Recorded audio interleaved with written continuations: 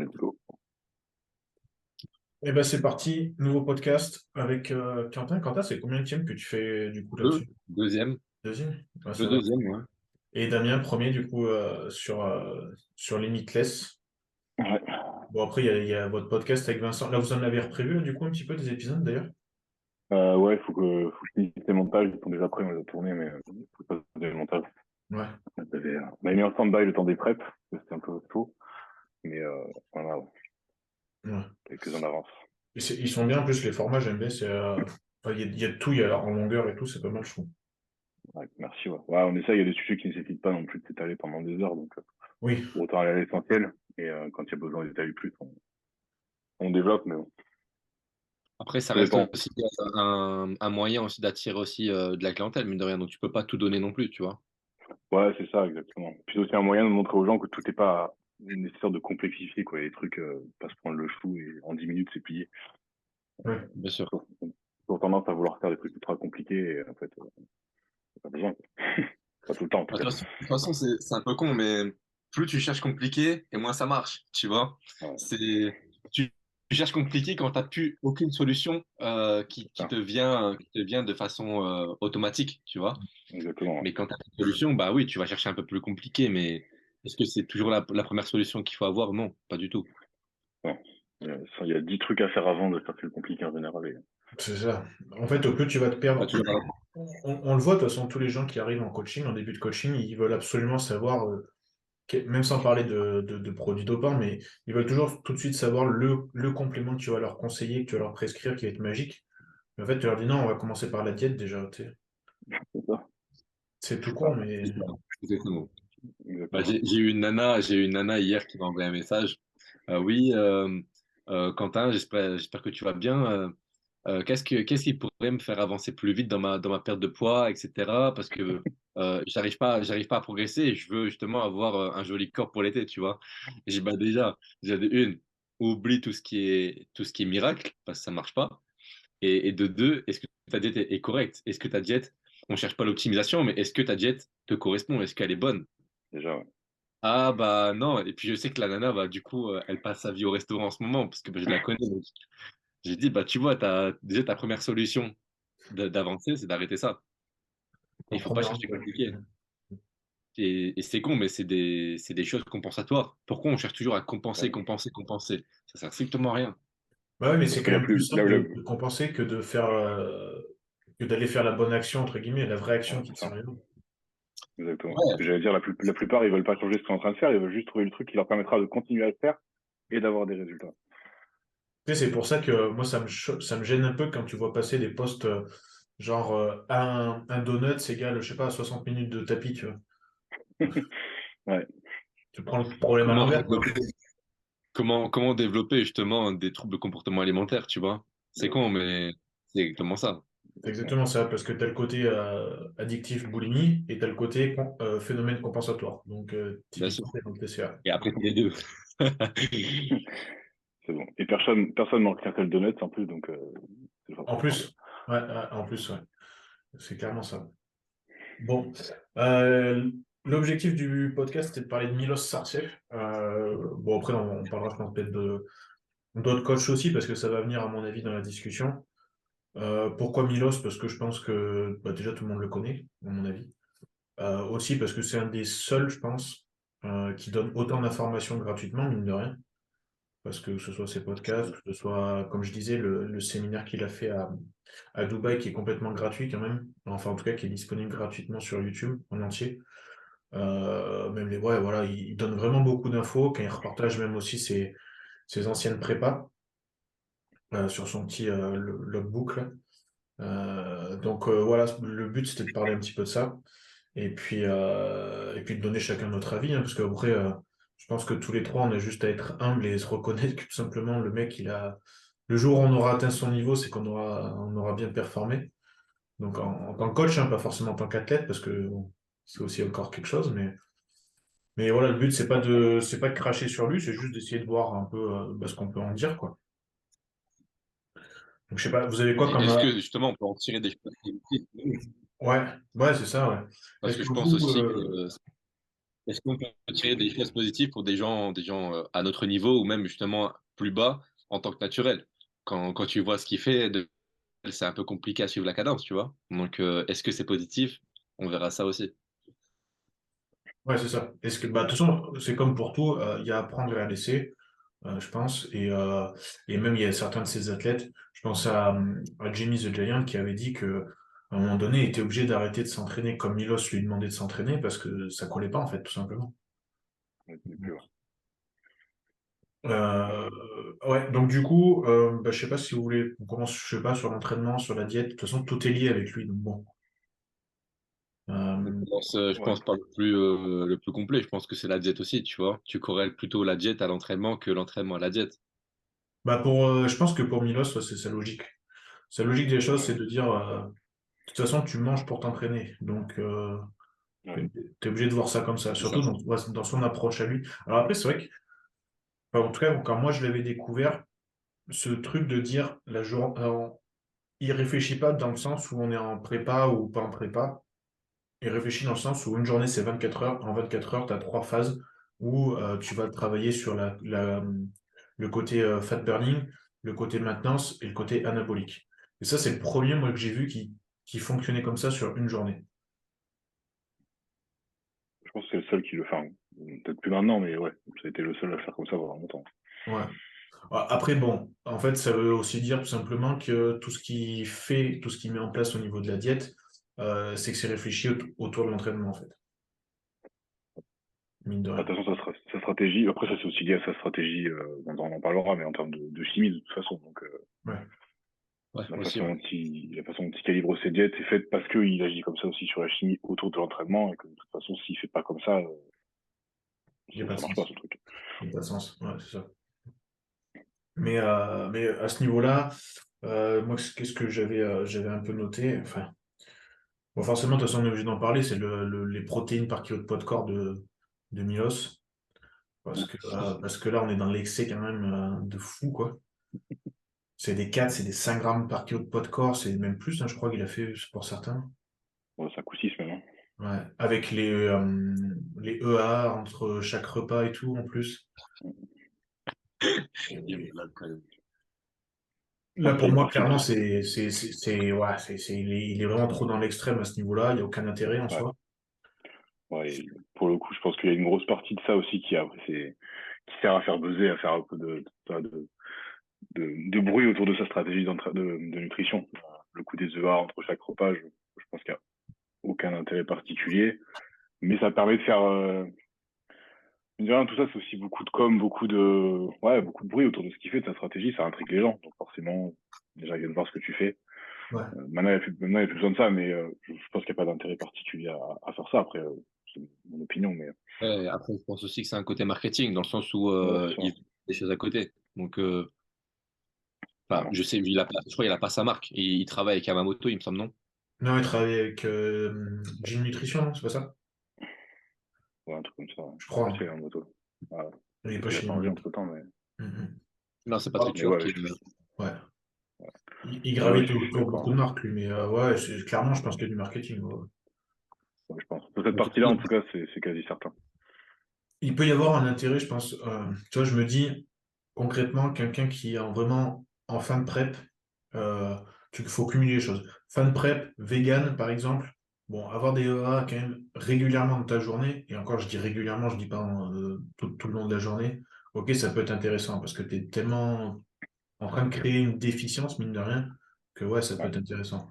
Un bodybuilder, tu prends Regan Grimes actuellement, faut pas me faire croire qu'il a besoin de boire des EA toute la journée, quoi. non. Le mec, je sais pas combien de kilos il est, je sais pas combien il doit bouffer en ce moment. J'ai pas vu, je crois pas qu'il ait fait de journée dans son assiette là dernièrement, Non, mais je il pense est pas. énorme. Donc, Ouais, je pense que là, c'est vraiment purement ouais, du marketing ou essayer de sortir un truc, faire un truc qui sort du lot et d'amener une touche différente. Mais ouais. Le gars s'envoie 100 grammes, 200 grammes de A dans la journée, à part pour vendre des pots. ouais, puis en plus, il y a un autre truc qu'on n'a pas parlé, mais c'est que forcément, tu es en train d'acidifier quand même ton corps, quoi, ton organisme. Bah, ouais. Ah, bah, ouais.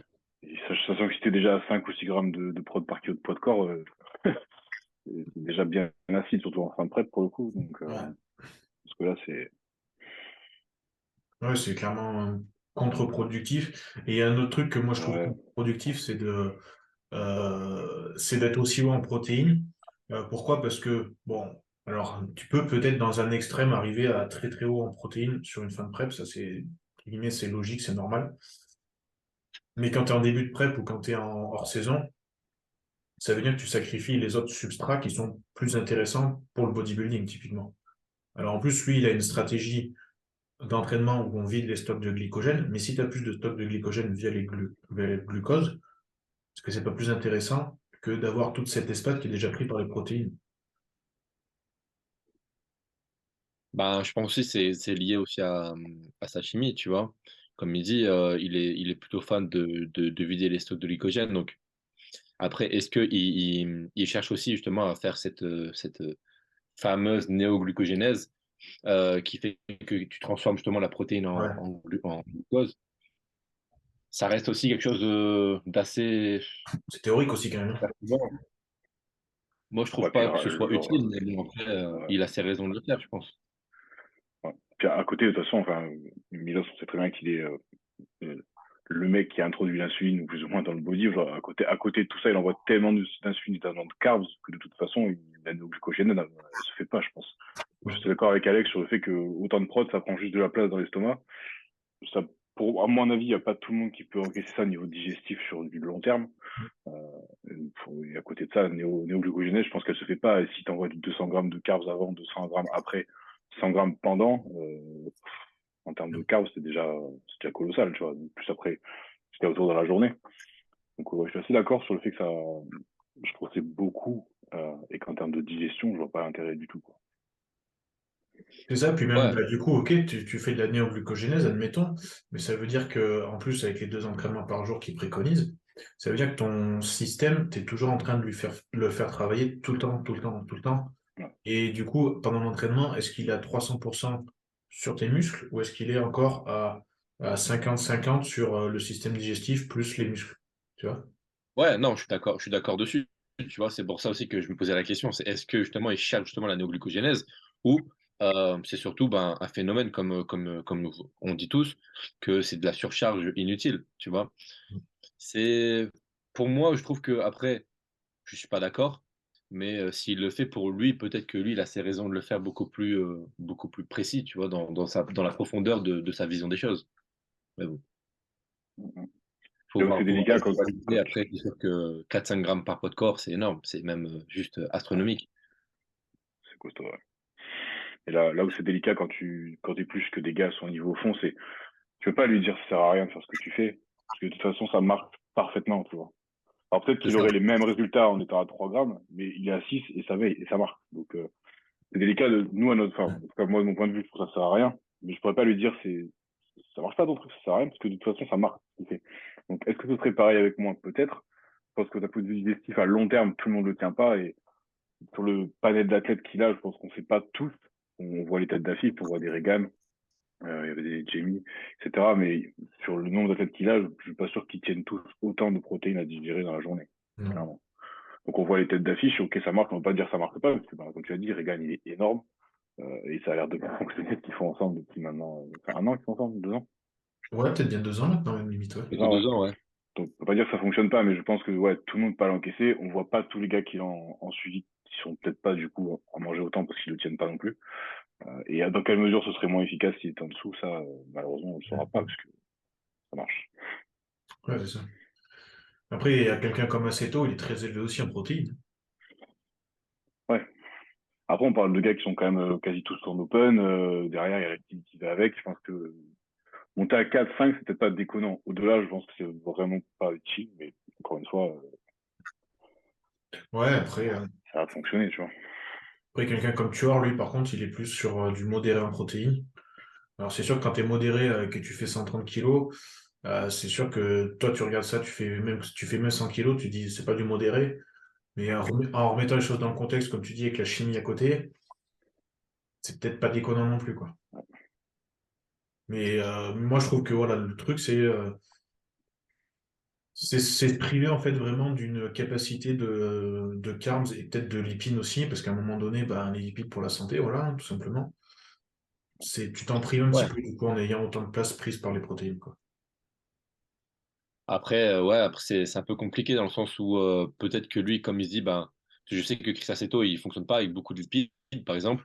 Est-ce qu'il se dit pas, bah, comme il y a toutes les hormones qui tournent dans le corps de façon exogène, est-ce que le corps, il a forcément besoin d'avoir autant de protéines, de lipides? Encore une fois, c'est des choses qui peuvent se discuter. Mais je sais que lui, niveau graisse, c'est pas des graisses huile d'olive, etc., qui met, c'est surtout des graisses de viande, par exemple, qui va mettre en priorité. Exactement. Donc, encore une fois, ça peut être logique. Il peut avoir une part de logique dans ce qu'il fait, comme aussi une part d'incompréhension. Est-ce que c'est parce qu'on n'a pas forcément aussi autant d'expérience que lui en termes de coaching, et ça peut se comprendre aussi, ou soit parce que bah, tout simplement, on n'a pas forcément la même vision que lui, tu vois. Ça peut être aussi une chose. Ouais, puis Parce qu'encore il y une a le fois, passé de la personne en tant qu'athlète aussi. Parce que tu ouais, vois, voilà, c'est après, ce qu'il après faisait encore sur une lui, ça fois, marchait. Il a pris Nasser, ça a direct marché, et Nasser a, entre guillemets, explosé, ou a fini d'exploser avec lui quand Miloš lui a dit de passer, par exemple, à, je crois que c'était 5 grammes qu'il lui avait dit, de protéines par kilo de poids de corps. Mais après, tu te dis, c'est sûr que le mec, il est matrixé après. Il te dit, bah, de toute façon, voilà. ça marche. Et comme il a dit Damien, c'est tant que c'est des choses qui marchent, ils vont pas forcément changer. Après, est-ce que avec les personnes qui sont moins en tête d'affiche et qui sont justement en retrait, est-ce qu'ils fonctionnent pas différemment et qui est plus à l'écoute justement de la compréhension de l'athlète? On ne sait pas, tu vois, ça on peut pas réellement savoir, à part si justement on a quelqu'un qui est en coaching avec lui, qui est très discret et qui justement discute beaucoup et justement ben, a peut-être plusieurs outils à jouer. Tout dépend. Ouais, puis après, oui, voilà, on sait même pas, parce que comme tu disais, Damien, sur les têtes d'affiche qu'il a, est-ce qu'il fait vraiment la même chose avec tout le monde? Il y a peu de chance aussi, quand même. Donc, Ouais, je pense que c'est pas possible. Il a sûrement une chose qui a sa stratégie qui est bien huilée depuis très longtemps et qui fonctionne, mais après, tu es obligé, dans tous les cas, comme nous dans le coaching, d'ajuster en fonction. Si le gars, tu mets à 6, 7 grammes de kilo et que au bout d'une semaine, il dit qu'il garde plus rien, il n'y a plus rien qui passe, il même pas aux toilettes, bah, ta boîte Milos, tu vas forcément revoir ton plan de manière différente. T'as pas le choix. exactement. Donc, je pense que ça fait parler, ça fait buzzer quand on voit des gars à 6, 7 grammes, mais ouais, je suis quasi certain que dans le lot, il y en a plein qui sont bien en dessous parce que de toute façon, ça passe pas. Et c'est pas tous des Reagan qui, mine de rien, a quand même une génétique assez incroyable de ce côté-là. Donc il faut, ouais, Après, tu comme vois, toi, il y a du contexte. il y a les choses à regarder aussi. Tu peux les regarder du côté un petit peu négatif en te disant, Jamie, il n'a pas tenu au niveau entraînement. Est-ce que c'est pas à cause aussi des protéines? Parce qu'il disait qu'il avait une grosse inflammation aussi. En fait, il y avait le corps qui était inflammé au possible. Tu vois, Reagan ne fait pas Olympia parce que du coup, en fait, il a dit que son corps était quand même fatigué, qu'il préférait prendre le temps de refaire de la masse par-dessus. Donc tu dis, bah, même parmi les têtes d'affiche, ouais, il y a peut-être quelque chose à revoir, en fait. Enfin, en tout cas, Bah, ça ils font, fonctionne ils pas font, pareil avec tout le monde. Ouais. ils font de la viande tous, beaucoup, mais pour l'instant, ils sont pas sur scène. Donc, Ouais, après, Et plus, il y a des athlètes qui passent par Milos et qui partent après derrière. Donc, ouais. est-ce que aussi c'est des choses qui peuvent être corrélées? Ça peut être aussi une chose. Parce que bon, comme on dit, assumer des sets comme il fait et manger autant, euh, c'est costaud, hein, déjà pour le système nerveux, puis en plus derrière pour le système digestif, etc. C'est compliqué. C'est compliqué. Ouais. Donc, on peut corréler aussi que ben, s'il y a des grosses têtes d'affiche qui partent assez régulièrement de chez Milos, c'était pas pour rien non plus. Hmm. C'est vrai, bah, je pense qu'en fait, il arrive à signer des mecs, en signer entre guillemets, qui veulent justement passer un palier parce qu'ils se disent, bon, bah, de toute façon, lui, il va me permettre de passer un cap parce qu'il a une approche un peu plus extrémiste sur certains points, je pense, Bien sûr. clairement. Et notamment sur la fin de prep, on le voit, celui qui a gagné Roumanie, c'est ça, hein. Le mec, il est arrivé, il était écorché complet. Est-ce qu'il aurait été aussi écorché sans Milos? Peut-être pas sûr, tu vois. Et Jamie, pareil. Jamie, tu te dis, ben, eux, comme Reagan. Jamie et Reagan n'ont jamais été aussi gros, je pense, avec Milos, tu vois. Donc ça marche. Après, tu as quelqu'un comme Samson Doda. Si je me trompe pas, ok, c'est Milos qui le prépare, mais sur l'entraînement, Samson, il fait du Samson, il fait pas du Milos. Bien sûr. Après, je pense aussi qu'il y a une éthique à chaque personne, dans le sens où, il y a des athlètes qui savent s'entraîner et des athlètes qui ont besoin justement qu'on les entraîne. Et du Ouais. coup, ça fait peut-être aussi la différence. Bah, sur Reagan, c'est C'est sûr. c'est clairement ça, je pense. Ouais. Ouais. Ouais. C'est pour ça que Reagan est parti là-bas en soi, hein, d'ailleurs. On va pas se mentir. Bah, les Hein. gars, de toute façon, il part partout, il y a son préparateur. Pour le moment, il était au Koweït, là où il avait le plus explosé d'ailleurs. Il est vite Ouais. parti. Parce qu'après, bon, il était aussi instable à ce moment-là, donc est-ce que, voilà, ça peut aussi se comprendre qu'après, il était reparti en classique. Je pense aussi que derrière, il voulait peut-être repartir au Koweït, mais je pense que le Koweït l'ont refusé, parce que bah, forcément, ils veulent pas des gens qui sont instables. Et après, bah, il s'est retrouvé avec Milos, mais il me semble qu'il y a eu quelqu'un entre deux. Dorian, Dorian, ouais, peut-être, ouais. Mm. Ouais, c'était Hamilton. Ouais. c'est Hamilton, ouais. Oui, il y a ça. Il y a ça. Et puis versus, comment il s'appelle, Samson. Lui, il était avec John Meadows. Si John n'était pas passé, je pense qu'il serait resté largement avec Meadows, tu vois. Et typiquement, le type d'entraînement est tellement différent entre les deux que je comprends que Samson, il n'ait pas envie de changer non plus, tu vois. Ah bah ouais, Forcément. c'est clair que là. Et c'est comme Jamie a voulu tester, ça n'a pas duré très longtemps, hein. Ouais, Et pour le coup, c'est vraiment à l'opposé de ce que lui faisait, parce que Jamie, c'est à la sauce JP, donc ouais. entre JP et Milos, niveau training, il y a un monde, même s'ils ont bossé ensemble il y a des années, mais en niveau entraînement, Ah, il y a un monde d'écart. il y a un monde d'écart. Donc, Mais c'est ça, le truc sur l'entraînement, c'est que il est très quand même très arrêté dans son truc, Milos, vraiment. Les giant sets, aller chercher un étirement maximal. La dernière fois, quand j'ai vu la vidéo avec Reagan, putain, ça m'a Pour fait les mal. pecs, Ah ouais. ah ouais, Attends, je vais peut-être arriver à la mettre là. t'as mal au pec en regardant la vidéo. Ouah. tu te Putain, dis, putain, est-ce que son pec, il va lâcher ou pas, tu vois? Ah ouais. Ah, moi, je fais ça, il lâche, c'est sûr. je vais mettre ça là. Ouais, après, il le rince complet, quoi, mais... Ah ouais. Ça, tout le monde ne peut pas Surtout qu'il l'encaisser, avait, hein. surtout qu'il avait enchaîné quand même des séries lourdes, etc. Donc, est-ce que c'est la bonne solution? Non, pas du tout. Enfin, pour moi, non. Mais encore, ça se discute sur le premier exercice pour justement gagner un peu plus d'amplitude, etc. Mais sur après du lourd comme il avait fait, c'est complexe. Hein. Ouais, Pour moi, je le ferai pas, hein, jamais. c'est risqué, hein. Sur un muscle déjà endommagé, C'est là, là. Là, ouais. Et tu te dis, ouais. belle mobilité, là, hein. Franchement, j'ai eu mal pour lui. Je me suis dit, mais pourquoi en fait, tu vois? Après, ce qui est bien, par contre, c'est qu'il fait la même chose derrière, tu vois. Milos, il se tape le même entraînement derrière, mine de rien. Ouais, ça, on peut pas lui enlever, par contre, que ce qu'il applique à ses gars, il se l'est appliqué, il se l'applique C'est ça, dans donc certaines tu mesures comprends encore aujourd'hui. qu'il y croit vraiment dur comme fer. C'est pas juste de faire le buzz en soi, c'est qu'il y croit vraiment parce qu'il Et le ouais. fait lui-même. Donc, Bah, ce qu'on a dit tout à l'heure, tant que puisque ça marche sur les gars et que ça a marché sur lui, forcément, il va pas. Il n'y a pas d'intérêt de changer. Voilà. Tu changes pas une équipe qui gagne, entre guillemets, tu vois. On sait que c'est du Milos et voilà, quand tu signes chez lui, tu sais que tu vas, entre guillemets, pour prendre ça. Ça fonctionne sur toi, tant mieux. Tu le tiens comme Reagan, tant mieux. Tu le tiens pas, bah, ça fait des turnovers. Mais lui, en tout cas, je pense qu'il n'a pas du tout l'intention de revoir la stratégie. de toute façon, il n'a pas d'intérêt à la revoir parce que si on s'arrête au côté commercial, le Milos, il est pas prêt de perdre son aura dans le body Pour ça, et ses clientèles. Hein. Donc, de toute façon, il est je pense qu'il y a tranquille. beaucoup de turnover chez lui et que bah, ceux qui restent, c'est ceux qui encaissent, entre guillemets. Mais après, voilà, lui, il s'en fout, hein.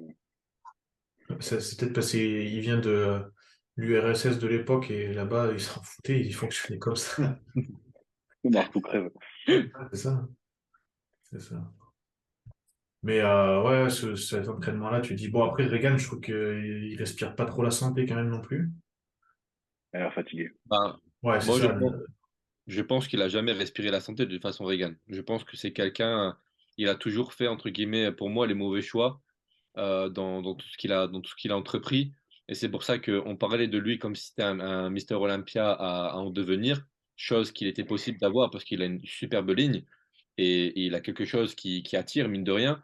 Mais il fait toujours les mauvais choix et je pense que son instabilité à ce niveau-là fait que ben il prendra jamais le titre de Mister Olympia. Non, moi je pense que c'est passé. Son opportunité, elle est passée, je pense, en fait. Ouais. Parce Non, qu'il fait partie il avait tout trop. ce qu'il faut, mais il n'a pas fait les bons choix. Ouais. Je suis d'accord avec toi. Pour moi, le choix qu'il aurait dû faire, et après c'était peut-être compliqué, hein, je sais pas, on n'est pas dans sa tête à ce moment-là, c'était de rester avec Aceto, tu vois. Il aurait dû rester avec Aceto, continuer à travailler avec lui sereinement, et je suis sûr qu'il aurait eu affiché un meilleur physique actuellement, en fait. Ouais. Après, on va pas revenir sur un sujet, mais aujourd'hui, quand ça marche pas avec un préparateur, tu veux enfin, tout le monde veut changer comme si c'était la mode, tu vois. Bien Et sûr. exactement ce qu'il fait, parce qu'à chaque fois que ça marche pas, il change. Alors que, ben, Pour le coup, c'est parce qu'il Aceto, est content. il l'a quitté assez tôt, je crois, alors qu'il venait de gagner justement. Enfin, il avait fait Olympia en classique et il n'était pas. Voilà. Par contre, Dorian Hamilton, il l'a clairement arrêté avec lui parce que tout le monde disait que Hamilton n'emmenait pas ses athlètes secs et qu'il fallait qu'il change. Et je pense que là, pour le coup, il a été un petit peu.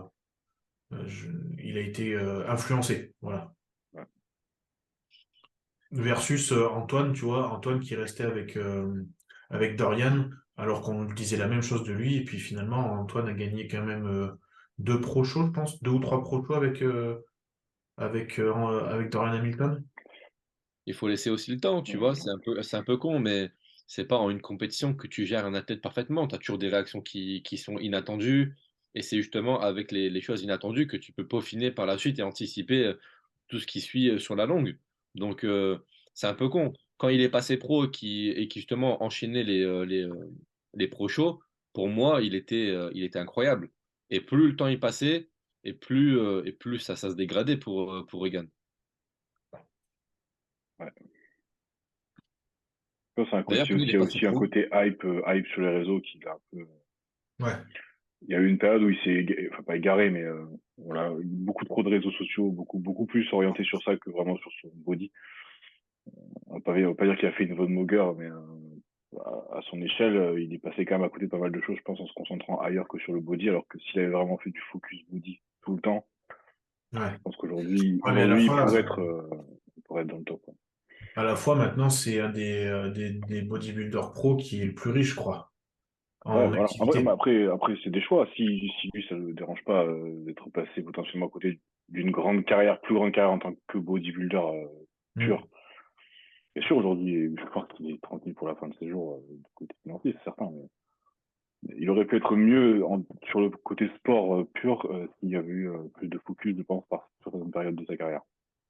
Ouais, après, je je pense pense. aussi que l'arrivée de beaucoup d'argent d'un coup et de beaucoup de visibilité, de gens qui vont le mettre justement dans des états ben, à toujours le saucer, tu vois, lui dire t'es bien, t'es bien, t'es bien, t'es bien. Je pense que le cerveau, tu sais, il se dit ben, comme je suis bien, je m'arrête là. En fait, je cherche pas à aller plus loin parce que ben, Mm. ça me suffit amplement. Et je pense qu'il est resté dans sa zone de confort trop longtemps. Et après, ben, comme il a voulu se relancer, il s'est dit bon, bah, je vais à la crise. Ça va pas être crise parce que j'arrive pas à sec à ma compète, ben, je vais partir ailleurs. Et puis les gens ils me disent que je suis pas sec. Donc c'est peut-être qu'ils ont raison, donc je dois aller encore ailleurs, et ainsi de suite. Et tant qu'il n'aura pas trouvé cette stabilité-là, ben, forcément, il sera toujours contraint dans ses résultats. Ouais, mais bon, comme tu disais tout à l'heure, je pense il y a un problème d'instabilité à gérer aussi, donc du coup. Je pense comme beaucoup de bodybuilders. Hein. Ce que j'allais dire, comme beaucoup de gars dans le milieu, je pense. Ouais, ça, c'est pas faux. De toute façon, pour être, c'est un peu con, mais je pense, je sais plus si qui en avait parlé, mais pour chercher à être aussi gros constamment et toujours chercher plus, c'est qu'il y a vraiment un problème de psychologie derrière, de vouloir justement peut-être attirer plus l'attention, tu vois, etc. Ouais, Pour moi, il y a ouais, un problème, c'est clair. hier c'est Jordan Peters qui l'a mis dans une des stories. Il mettait quand il n'arrivait pas à rentrer dans la machine à épaules sur la prime, et il disait pourtant je me trouvais encore pas assez gros. C'est incroyable. C'est là où tu te dis, putain, en fait, les mecs, ils sont vraiment. Alors, autant nous aussi, à notre niveau, on peut Bah oui. avoir ce problème-là de dire on n'est pas assez gros, etc. Mais eux, quand tu vois comment ils sont démesurés, quand tu vois à côté de quelqu'un de lambda, tu te dis, ok, bon, faut peut-être que je prenne conscience, tu vois. Mais Ouais. non, pour eux, ils se Un voient peu de encore comme quelqu'un perspective. qui vient de débuter, tu vois. Ouais, mais en soi c'est pareil. C'est pareil que nous parce que à notre échelle, mine de rien, même sur les réseaux, on est tout le temps en train de voir des physiques au-dessus de nous, mine Bien de sûr, rien. ça nous Et eux, attire c'est aussi. pareil. Ils sont la plupart du temps sur les réseaux où ils font des podcasts, où ils vont s'entraîner avec des mecs qui sont au moins aussi gros, voire un petit peu plus. Donc tu dis, bah, pourquoi je vais pas aller le taquiner, tu vois? Bien sûr. Ouais. Mais bon, après, je pense aussi que comment on appelle ça? La société du bodybuilding qui est comme ça, c'est toujours vouloir Oui. plus. On est un peu comme, enfin, de toute façon, ceux qui font du bodybuilding, c'est un peu comme la foire, enfin, la foire fouille, enfin, non, la foire, comment on appelle ça? La foire. Je sais pas. Les, c'est un peu, ouais, t'es dans un cirque, tu vois, tu dois plaire à tout le monde et tu dois toujours faire plus, plus, plus. Donc, bah, du coup, tu rentres dans ce cercle très vicieux, je trouve. Ouais. Ouais. Ouais, tu perds la notion de ce qui est normal et du fait que ben, tu l'es de moins en moins et pourtant tu le vois pas. Donc, C'est ça. Enfin, moi, en tout cas, aujourd'hui, je prends conscience de plus en plus de me dire que je suis plus lambda, tu vois, je suis plus le mec qui est simple, qui a pas de physique, tu vois, par exemple. Je prends conscience que j'ai quand même des capacités, bah, forcément autres que qu'un lambda.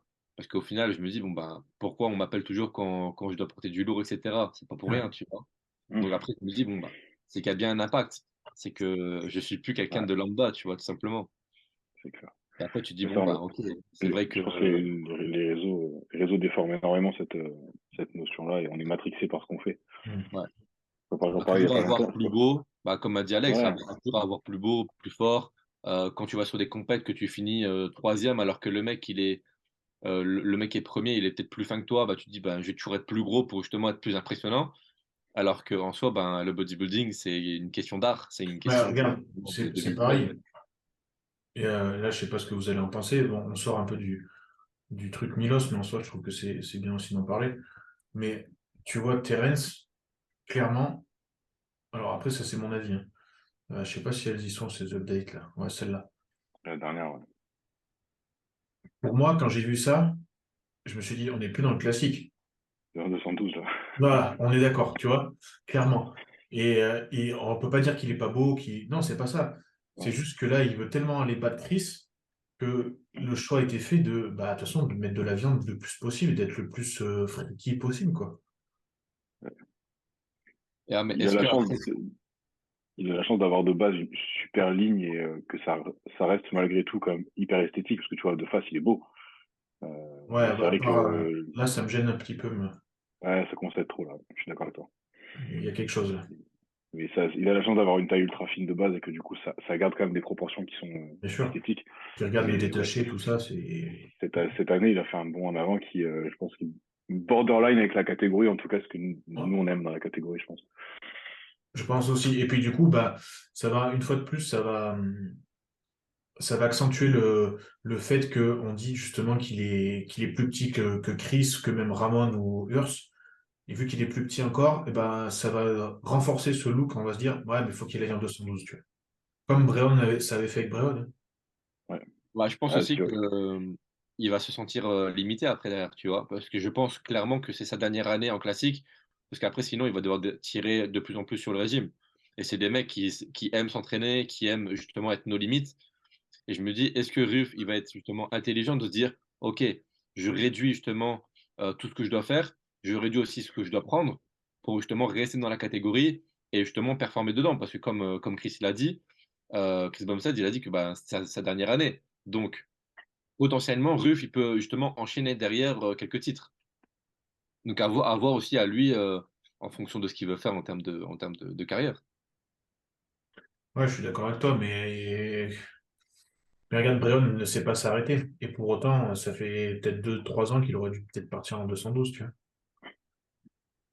Ouais, après, c'est un choix. Après, il Retourner en tire pas sur 212. le régime. Mais bon, Ouais, ouais, c'est un choix. Bah, là, on voit, il y a Stan qui a commenté. Lui, clairement, il a fait le choix direct de ne pas s'entêter et de partir dans quelque chose qui lui plaisait, tu vois. bien Ouais, sûr. Bon, après, Stan n'était pas à la lutte pour le titre, ok, je suis d'accord, mais ouais, c'est sûr quand ouais, ça doit pas être évident. Comme tu dis, ça doit pas être évident parce que t'es dans le top 2, tu gagnes les Arnold classiques. Bon, ouais. C'est un peu comment on appelle ça? Comment il s'appelle? Kay Green, tu vois, au final. ça peut aussi faire cette guerre de Chris vs Ruth, comme avec Kay Green et Phil Heath, tu vois. Ça peut être aussi. Ouais, l'histoire, bah, les Américains aiment bien ça en plus, le storytelling à côté de ça. Mais Ouais. je pense que pour le coup, Chris et Breon auraient été plus capables de le faire, tu vois. Parce que Breon, l'an dernier, on s'en rappelle, hein, il l'avait fait avec, en lui faisant porter sa veste et tout. Terren, j'ai l'impression qu'il est plus gentil garçon quand même que ça, tu vois. Donc, Ouais, il est pas trop dans le clash, lui, je pense. ouais, je pense pas. Et Chris, de base, n'est pas dans le clash du tout. Mhm. Donc, et c'est pareil, tu regardes Ramon et Earth, ils sont pas dans ce truc-là, je pense non plus. Donc, bon. Si ça collerait pas à la catégorie en soi, tu vois. Non, je dis pas que ça va toujours être en clash, mais tu sais, c'est un peu le même combat, tu vois. Au final, Mhm. tu auras toujours quelqu'un qui va être premier à Olympia et le deuxième, il va tout remporter les classiques, tu vois, les Arnold classiques. Mhm. Ça fait un peu comme le même schéma que Ouais, Kyrie. ouais, bien sûr. Ouais, bon. Ouais, je sais plus pourquoi on en était arrivé là, mais en tout cas, voilà, pour moi, il fait plus de Par son. rapport à Reagan. Par rapport à Reagan et toujours vouloir plus gros Ouais, et à ouais, pas ouais. décaler sur Rouge Diesel. Ouais, et puis après, bah, tu vois, ça emmène à quelqu'un d'autre, ça emmène à Jamie, hein, je pense que. Alors, putain, il est où? On n'a pas Qui jamais. lui, en fait, dans ses dernières vidéos, tu te rends compte qu'il a fait un burn-out quasiment, tu vois. Ouais. Oui, il a pris Alors, sa retraite, hein, c'est fini. on peut pas dire, il était magnifique hein, sur scène. Je sais pas lesquelles c'est les dernières photos. Ah, ça doit être en France, à Lille. Non, il en avait fait une. Après, il était à. C'était quoi aux États-Unis? Je sais plus laquelle c'était aux États-Unis là qu'il a fait en dernier. Mais bon, bref. Moi, je trouve qu'il est. Enfin voilà, il a une super ligne et tout, mais bon, et c'est à quel prix quoi? Le fait de s'entraîner avec Milos, le fait de d'avoir à manger autant pour être aussi gros, et d'avoir à prendre autant, je pense, parce que il dit peut-être pas tout à ce niveau-là, mais bon, mine de rien, voilà. C'en est arrivé à un point où il s'est perdu, quoi. Ouais. Et puis, vu la taille du gars, pour que lui, il soit, qu'il pète un plomb, qu'il mange trop, qu'il n'en puisse plus, c'est qu'il a dû vraiment pousser les limites, quoi. Ouais, je pense, ouais. Parce que de base, il était pas maigre non plus avant d'aller chez Milos. Donc, si le fait de passer ce cap-là, ça lui a fait trop, c'est que ça devait quand même être sacrément costaud, quoi. Hmm. Je pense aussi, ouais. Et puis, voilà, c'est forcément disproportionné déjà de base. Et puis, ben, en plus, quand tu as cet objectif de monter, je crois qu'il voulait monter à 350 livres, un truc dans le genre. Ouais, forcément, tu te dis bien. Puis d'ailleurs, c'est pareil, là, pour le coup, euh, c'est quand même pas normal que ce soit Jimmy qui dise non, là, je peux pas encaisser autant d'entraînement parce que je crois qu'il a juste réduit les entraînements hein, que veut que je fasse Milos, alors que Milos, il aurait dû se rendre compte qu'un mec qui, même quand il était à 320 livres, lui demander de s'entraîner 2 fois par jour, plus un peu de cardio, putain, c'est énorme, tu vois, le mec, t'es en train de le rincer, quoi. Une L'organisme, semaine. il veut pas suivre. Bah Ouais, ouais. tu fais une semaine, t'es plié déjà. Enfin, on peut pas s'imaginer, hein, parce qu'à ce point-là, on risque pas d'y être tous les trois, je pense, mais tu dis, Si, tous les trois ensemble, si, mais ouais. seul, non. Mais ouais, c'est vrai que Ouais, là, je trouve que c'est- pour le coup, c'est pas normal que ce soit dans ce sens-là, que ce soit l'athlète ouais. qui dise je dois arrêter parce que c'est trop compliqué. C'est-à-dire que pour qu'il en vienne à dire je dois arrêter, c'est ça a manqué de feedback avant. Il y a un truc qui a pas marché, quoi. Mm. Parce entre le stade où tu commences et celui où tu étais à la rupture, au bout d'un moment, il y a forcément au milieu des signes qui te disent non, ça va pas le faire. Clairement, ouais. Ouais. Soit, soit le coach, ça a manqué un truc, soit lui, il en a pas parlé. Mais dans tous les cas, il y a eu un problème de communication, je pense, au milieu de tout ça, parce que c'est pas passé Après, il y a peut-être quoi. le truc, tu vois, Milos, il s'est dit bah vas-y, Jimmy, quand il vient chez moi aux États-Unis, il encaisse parfaitement les Giant sets. Pourquoi il le ferait pas, il continuerait pas à le faire, tu vois? Ouais, C'est ça, hein. Bah voilà. après, quand t'as le coach à côté, tu peux pas le décevoir. Tu vois, t'as pas envie de dire, ouais, non, c'est trop dur. Donc Non. tu l'acceptes.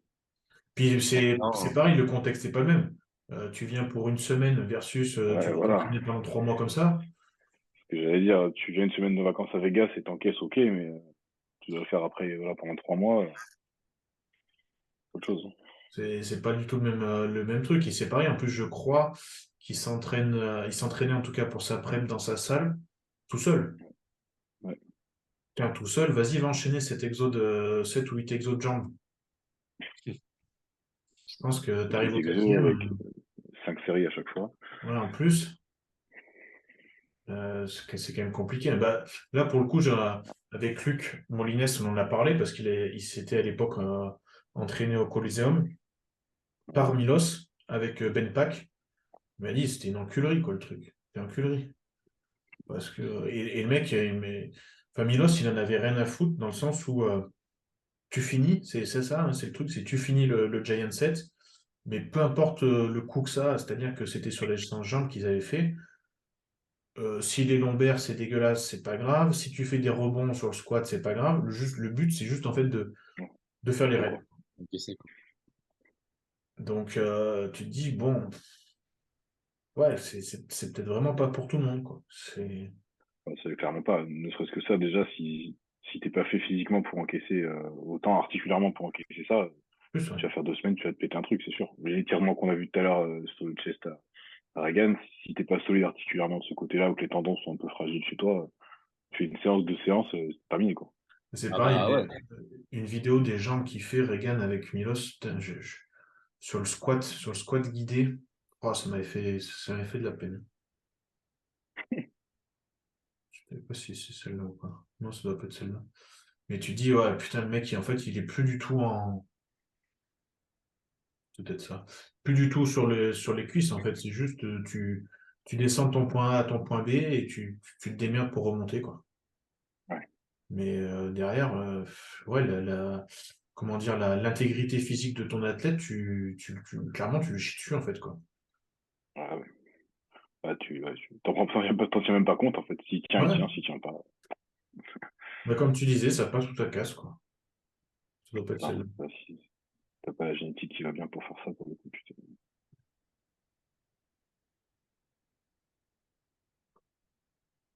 Ouais, la génétique, et puis bon, après, bon, là, on peut revenir à tout ce qu'il faut, mais si t'as pas tout ce qu'il faut derrière, c'est sûr que de toute façon. Oui, oui, là, c'est un package complet. Après, c'est la question, c'est de te dire bah, combien de temps tu vas durer, quoi. Est-ce que tu vas durer une prep? Est-ce que tu vas durer deux preps? Est-ce que tu vas durer. Voilà, c'est ça le C'est ça. truc. Parce qu'après, Ah, ouais, son idée de vider les stocks de glycogène en soi, c'est plutôt cohérent, en tout cas dans le milieu du bodybuilding, hein, d'utiliser ce substrat-là, d'aller le chercher le plus possible. Moi, je trouve que ça reste cohérent si c'est bien planifié dans une année, parce que c'est pareil, tu peux pas faire ça, enfin, que pour moi, tu peux pas faire ça toute l'année. Après, lui, voilà, sur le spectre du vidage de glycogène, il est à l'extrême plus, quoi. ouais. Mais sur le spectre de remplissage, il y a l'extrême aussi. Donc, en fait, toute sa stratégie, elle est cohérente pour lui dans sa façon de faire. Ouais. Toi, tu peux tenir cet entraînement-là, ok. Mais même si derrière tu manges, tu vas pas remplir de la même façon que ce que lui va te faire remplir s'il te le fait à sa façon. Mm. C'est vrai. Tu vas peut-être te vider autant, mais le remplissage sera pas du tout le même derrière parce que tu n'auras pas en place la stratégie que lui met en place avec tout ce qui est avec.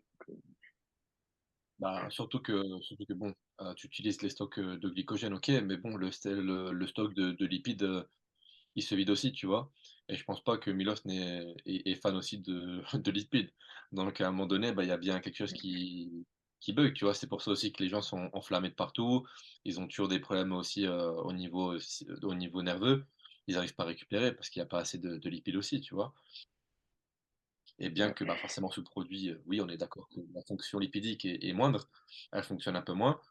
Euh, je pense pas que ce soit une raison valable pour justement les supprimer, voire justement les mettre à néant. Bah, tout dépend aussi de la période où tu en es, forcément.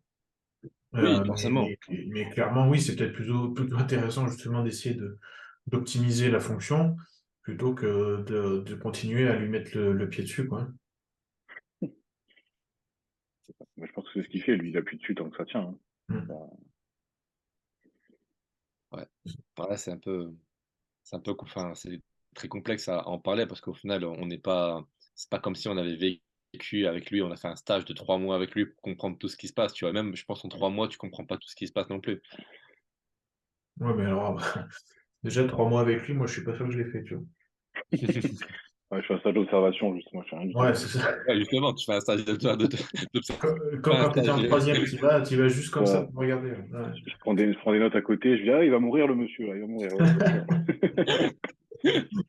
Non, non, Mais, je peux pas. mais pour le coup, même en termes d'intensité, tu vois, parce que quand même, à l'entraînement, si tu n'as pas d'intensité, bah, concrètement, tu passes quand même à côté du but principal.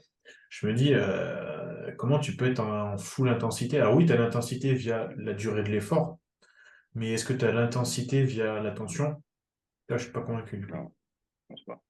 Sur un Je pense volume aussi aussi, gros, je pense que tu peux pas le tenir.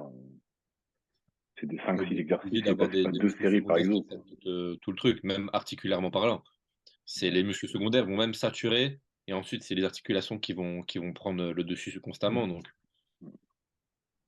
c'est ouais, encore une fois, il faut être costaud, hein. Il faut être très costaud pour pouvoir subir ça. Je pense que c'est des gros gabarits qui peuvent faire ça. Et encore, comme on peut le voir, ils demandent de faire Alors, 2 entraînements par jour, ça suit pas. Donc Ouais. Après, il y a un truc qu'il faut quand même, parce que bon, déjà, c'est ce que tu disais, c'est qu'il faut contextualiser les choses. C'est vrai que pour un bodybuilder pro, s'entraîner 2 fois par jour, ça peut être quand même intéressant parce qu'ils ont le temps. Quelqu'un de lambda, en tout cas quelqu'un qui travaille, qui fait ça par passion, déjà, t'as compris que c'est pas possible. Mais je pense que pour le coup, c'est peut-être plus intéressant de voir quelqu'un, un bodybuilder, s'entraîner 2 fois par jour si c'est bien fait, si c'est bien agencé, versus quelqu'un qui s'entraîne une seule fois, qui va mettre moins d'intensité sur la fin de son entraînement, mais qui par contre en plus va devoir rajouter une séance de cardio dans la journée. Tu vois, si toi tu es là, ton bodybuilder, tu lui fais faire 2 séances quand même très intenses parce qu'elles sont bien planifiées de 60 minutes par exemple, de musculation, donc d'entraînement en résistance. Est-ce qu'au final, sur la fin de ta prépa, tu n'auras pas plus optimisé les choses que si tu devais faire 1 heure et demie de musculation, donc en résistance, et je sais pas, 1 heure de cardio en plus, tu vois. Là, pour le coup, je trouve que c'est peut-être pas con d'utiliser ça quand tu peux l'utiliser, attention. hmm. Ouais, bien sûr. ouais, Je le pense que contexte le c'est prête. positif dans le sens où déjà de une, je pense aussi que l'adhérence est mieux. L'adhérence déjà pour la personne est Mm. bien plus positive parce que je pense que tout le monde n'aime pas faire 1 heure de cardio, surtout avec un gros gabarit comme ça. C'est quand même mine de rien très très dangereux. Enfin, bah, bien que le cœur doit suivre aussi la cadence, mais même pour les articulations, si tu fais de vélo, si tu fais de la marche, peu importe, c'est quand même douloureux pour les articulations. Donc, est-ce que vaut mieux mettre de l'exercice à résistance? Pour moi, oui, quand tu as le temps et quand tu as les sponsors derrière qui te fait vivre. Mm. Maintenant, quelqu'un qui travaille à côté, non, pas du tout. Tu peux pas. Bah, de toute façon, déjà, l'emploi du temps fait que tu peux pas. Ouais, À part si tu te réveilles à 5 heures, mais encore une fois, ouais, c'est le pour et le contre. Est-ce que tu vas négliger ton repos ouais. pour t'entraîner 2 fois par jour? Je pense pas. Je pense que c'est mieux de s'entraîner 1 fois par jour et avoir un bon Voilà. repos. Sacrifier du sommeil pour un entraînement cardio ou un entraînement en résistance, pour moi, c'est Non, c'est mort. complètement, c'est mort. Et c'est ce que j'essaye de faire comprendre à certaines personnes que j'ai en coaching. Ils veulent absolument aller s'entraîner tôt le matin pour éviter le monde et être tranquille à la salle. Ouais, mais comme je dis, le problème, c'est que si tu te sacrifies 1 heure de sommeil pour ça, mine de rien, 1 heure de sommeil sur une année, c'est énorme. ouais. Bah, déjà sur une semaine, ça te fait une nuit complète quasiment, 7 heures. Ouais. Donc tu fais sur une année, ouais. C'est catastrophique. Hors saison, ça peut peut-être passer, mais quand t'es en prep, mine de rien, ça va être Ouais, c'est je l'ai game vu. changer, hein. Ouais, Je l'ai vu, je pense que JRM aussi l'a vu. Ouais. ouais, Ouais, clairement, mais tu bon, peux. voilà. Après, tu as le côté, je pense, pour quelqu'un dans une catégorie très musculaire, t'as le côté, c'est vrai que si tu arrives à avoir ces 2 entraînements en résistance par jour, c'est très bénéfique parce que bah, ta réponse anabolique est plus grande. Et puis l'entraînement en résistance te permet de conserver plus de masse musculaire que faire cardio plus muscu. Tu C'est ça, Ouais, exactement. si tout est bien, ouais, si tout est bien structuré autour, que tout le contexte s'y prête, je pense que c'est bon. vois. Mais encore une fois, là, si on parle de Milos, c'est 2 entraînements par jour, c'est 2 séances de 60 séries, quoi. C'est Par 7 contre, voilà. exos, 5 séries par exo, des drops et des IAT 27 dans tous les sens. Là, pour encaisser ça, ouais, Bah là, tu as ça faut vraiment vraiment que intérêt le à être, contexte. intérêt à être pro body et vivre, comme tu disais, des Ah ouais, sponsors parce que c'est mort derrière. Tu es obligé d'aller faire 4 siestes dans la journée, 4 de, siestes de massage, d'en- d'avoir le frigo à côté de toi et tout, quoi. ouais, Donc, Donc, ouais, c'est pas. Voilà. Après, j'avais noté un truc que je trouvais qui était intéressant, par contre, c'était au niveau des. Pour rattraper un muscle faible, il en parle pas mal dans le séminaire à Dubaï. Ça, par contre, je crois que je ne l'avais pas entendu dans ses autres podcasts, tu vois. Donc, c'était assez intéressant. Bon, après, c'est pareil, tout de suite, il part dans l'extrême. Parce que le mec, il lui pose la question, il lui demande si c'est bien de le faire 2 fois par semaine, le muscle qui est censé être faible. Et là, Milos, limite, il te dit, ouais, il faut le faire tous les jours, tu vois. Il faut peut-être pas aller jusque-là. Mais après, de là à dire, ce qu'il explique, en fait, c'est juste que tu auras plus de réponses anaboliques. Là, c'est ses mots, hein. Parce que c'est pareil, il utilise le mot anabolique un petit peu à toutes les sauces. Tu auras plus de réponses au niveau du muscle en l'entraînant et en le sollicitant en fait plus souvent que si tu le laisses avec une fréquence beaucoup moins importante. Pourquoi plus de réponses? Parce que forcément tu le nourris plus, parce que tu lui imposes aussi plus de tension, que ce soit un stress métabolique ou une tension mécanique, et le fait de, bah, si ta diète elle est bien adaptée, en tout cas autour de l'entraînement, forcément tu lui apportes plus de nutriments à ce moment-là. Donc je trouve que là, pour le coup, il a raison. Après, de là à dire qu'il faut le faire 4 fois par semaine, non, je pense pas non plus. La preuve, hein, d'ailleurs, Challenge 7 par jour. Ouais, tranquille. L'intérêt à avoir un bon home gym finalement, en fait. À la fin, tu prends Milos comme coach et tu prends un home gym parce que sinon, Oh putain, je sais pas. ouais, c'est ça. Mais ouais, je pense que alors c'est intelligent et ça montre aussi que c'est pas la seule solution parce que tu peux prendre l'autre extrême du panel, même si ça se rejoint aussi, hein, tu me diras, mais quelqu'un comme Hunter Labrada, si on prend les exemples, parce que maintenant on le voit avec toutes les vidéos de prépa, les mêmes ses muscles qui sont en retard, entre guillemets, ou en tout cas un point faible qu'il veut faire ressortir, certes, il a une fréquence qui est plus importante que pour ses cuisses, par exemple, mais son volume pour autant, en fait, il est bien splitté et c'est juste qu'il va aller chercher différentes films sur ses entraînements. Ouais. Je suis plutôt partisan de ça. Je suis assez d'accord avec la partie de Milos qui dit que plutôt entraîner fréquemment, c'est mieux. Ça, je suis OK, mais il y a une façon de le faire. Et pour le coup, je suis assez d'accord avec la façon de faire de la Brada. Mm. Le volume ne doit pas forcément être augmenté au plafond. C'est plus une répartition différente, une stratégie d'entraînement différente sur 2 ou 3 séances. Et ta fréquence qui va s'adapter. Mais c'est pas parce que tu dois faire une deuxième séance sur un groupe musculaire, il faut doubler le volume, quoi. Ça marche pas. Non. Ça marche pas. Et en partant du principe que tout le contexte autour est bon, comme tu as dit, une nutrition calée. Et ça, on le voit souvent, enfin, je sais pas vous, mais mon coaching, je le vois, c'est aussi exécution correcte sur tous les mouvements du groupe musculaire en question, sélection d'exercices adaptés au Mhm. groupe musculaire en question. Parce que faire 2 fois plus de volume sur la même merde, ça fera rien de plus, quoi. Ouais. Et, Exactement, et exactement ça, ça. je peux te le répéter, je pense au moins 1 fois par semaine à un de mes clients, parce que chaque fois, ils ont des points faibles, des retards, tout ce qu'ils veulent, mais quand tu Ouais, vois mais les alors, vidéos, c'est naze. tu le vois chez les hommes parce que, ou chez les femmes, je peux me donner d'autres exemples. Chez les hommes, tu le vois, ils ont tous envie de prendre des pecs. Souvent, on dit, tout le monde se trouve un retard pec. Bah, ok, envoie-moi des vidéos d'entraînement. Ok, bah, tu es en train de faire les épaules. C'est ça. C'est pour ça que tu Exactement. as un retard. Et avec les femmes, c'est les fessiers. Bah, ouais, ok, d'accord, mais tu travailles pas tes fessiers, en fait. Ah non. Ne serait-ce que pour le hip thrust, il y a aucun engagement du périnée, il n'y a aucune action du périnée pour justement venir contracter les fessiers. Et quand tu comprends ça, tu dis, bon, bah, en fait, tu es dans le faux totalement. Donc, ça sert à rien de faire du hip thrust. Change d'exercice parce qu'il est peut-être pas approprié ou parce que tu l'aimes pas. C'est ça. Tout Donc, c'est pas simplement. la Ah, peine de le refaire une deuxième fois. ouais, Comment? elle l'aime, et enfin, dans un sens comme dans l'autre, souvent ils aiment l'exo, mais par ego au niveau de la charge, mais pas au niveau sensation musculaire et Bien même sûr. Bien sûr. recrutement musculaire, tu vois. À la limite, je préfère largement faire un hip thrust à la poulie basse avec la corde. Tu as plus ou moins le même système d'engagement, Au juste tu niveau de dois la mettre moins hanche. lourd, tu moins d'ego. Ouais, mais c'est moins marrant du coup. Ouais. Voilà, on va dire que c'est un peu plus ennuyant parce que tu peux pas mettre de charge, tu peux pas montrer ce que Ouais. tu sais faire. Mais encore une fois, voilà, il faut aussi comprendre que quand tu cherches un physique, c'est pas la force que tu cherches, c'est vraiment un recrutement musculaire, un stress mécanique. Bah oui, c'est ça. C'est juste au départ, faut être conscient de ce que tu veux.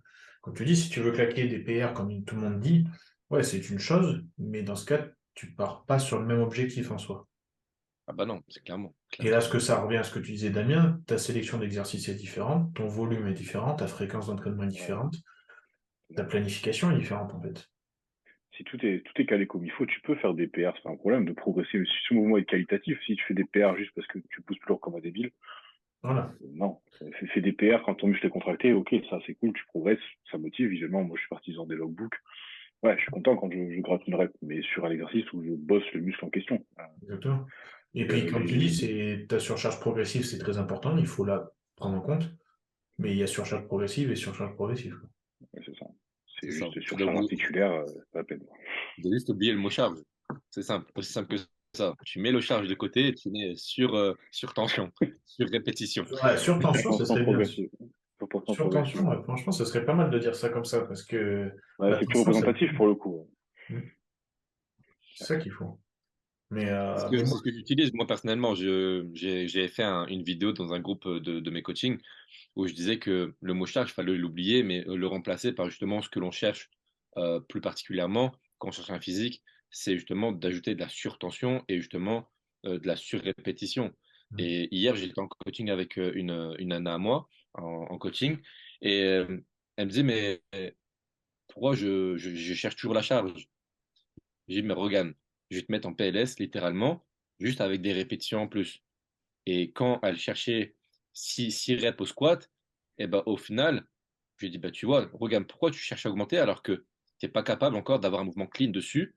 Alors réduis ta charge et va justement jusqu'à l'échec musculaire ou justement l'échec postural. Au moment où tu sens les lombaires, c'est bon, t'arrêtes parce que sinon tu risques trop de blessures. Et pareil à la presse, elle s'arrêtait à 12. Et je voyais qu'elle en avait au moins 7 en plus. Je sais pas pourquoi j'ai calculé 7, mais au final, à 7, elle était à l'échec. Tu vois? Tu vois, tu te limites parce que tu écoutes ce qui est écrit sur un papier, mais ce qui est écrit sur un papier, c'est pas forcément la réalité. C'est juste une ligne de conduite.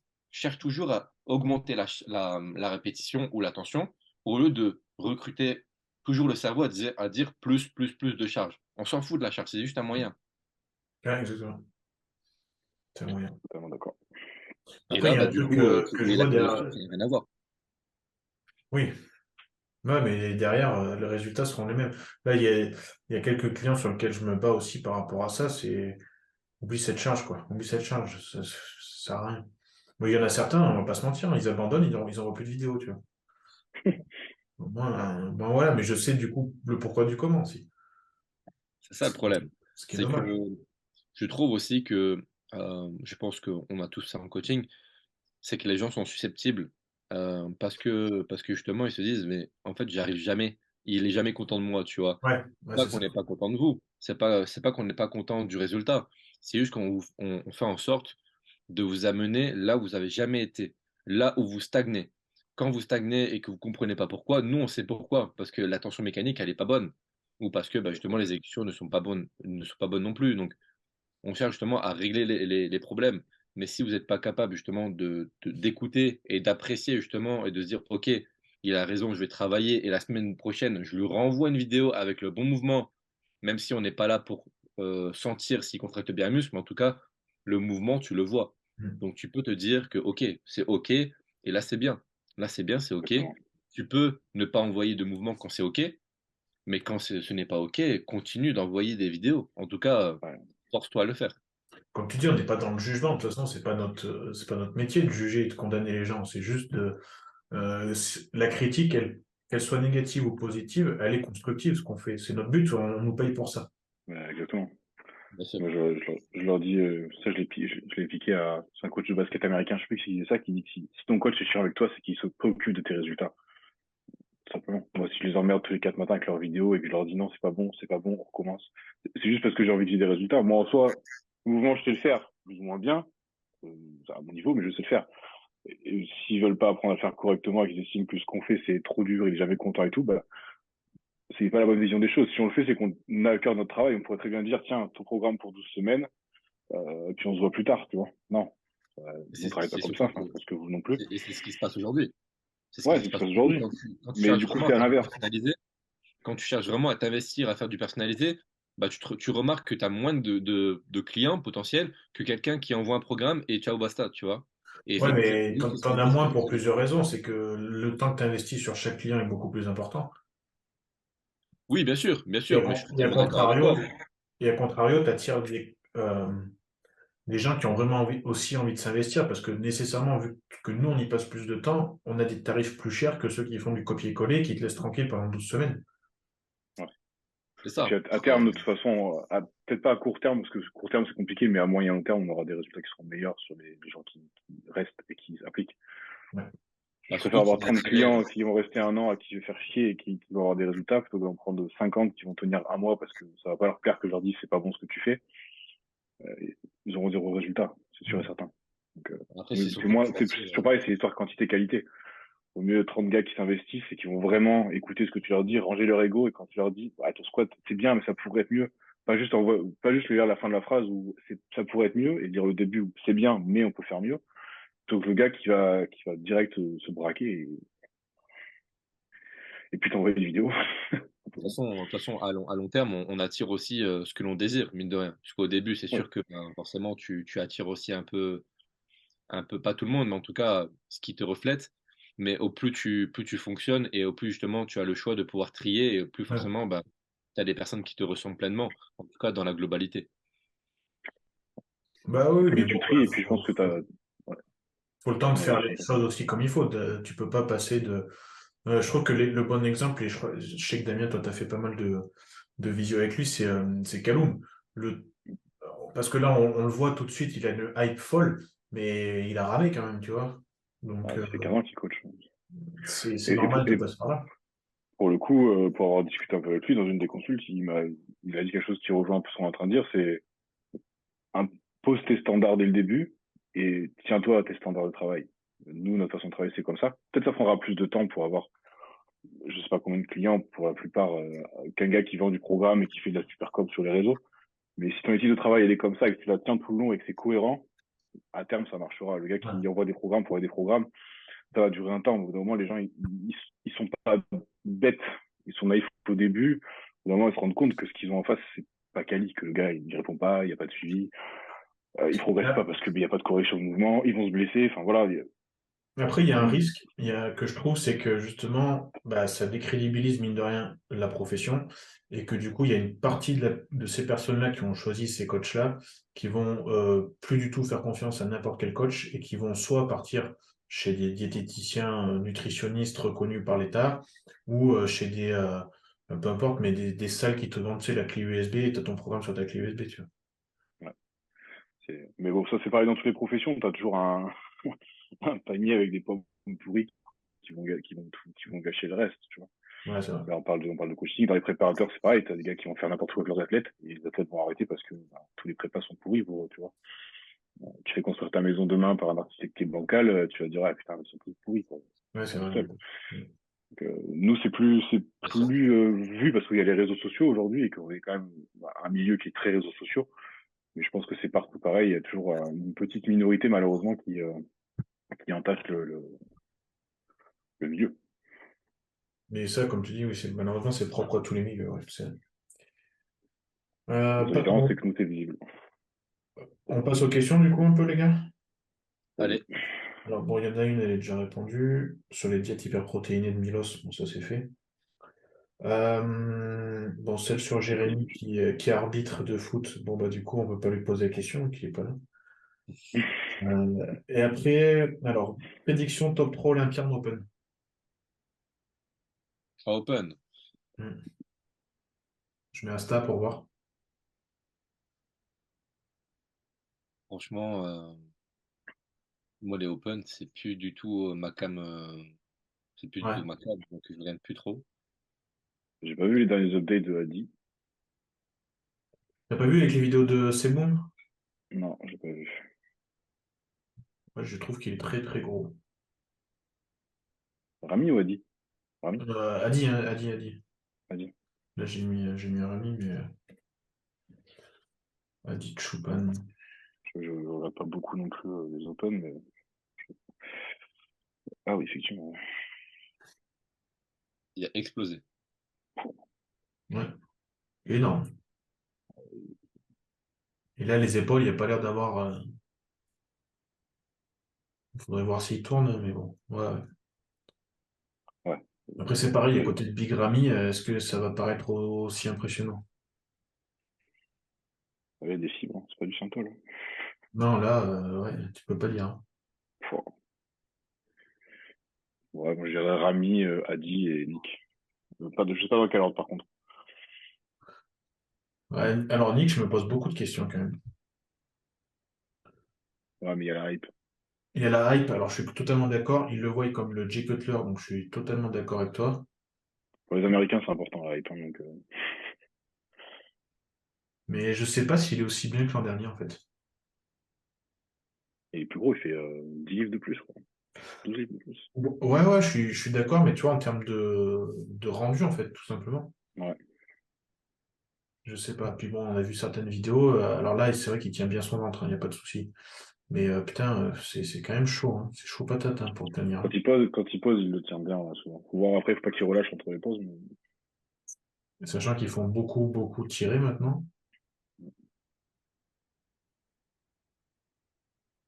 Je sais pas. Comme tu dis, je pense qu'au niveau hype, je suis assez d'accord avec toi. Je pense que même allez, il y a 2, 3 mois de ça, ouais, 2 mois de ça, je t'aurais dit, même, c'était lui en top 2 avec Big Ramy. Et côté hype, vraiment, de Nick faisait que il pouvait passer devant. Mais là, je me dis, est-ce que vraiment son physique va vraiment ressortir du lot, tu vois. Alors oui, il va ressortir, hein, clairement, il va faire un top 5, hein. On va pas se mentir, hein, mais je sais pas, parce que à côté de ça, tu as un mec comme Bonac qui, je trouve, est impressionnant. Bah, il a bien changé, Bonac. Par contre, j'ai suivi un peu sa prep par rapport à YouTube et je trouve ouais. qu'il a quand même bien changé sa ligne, hein.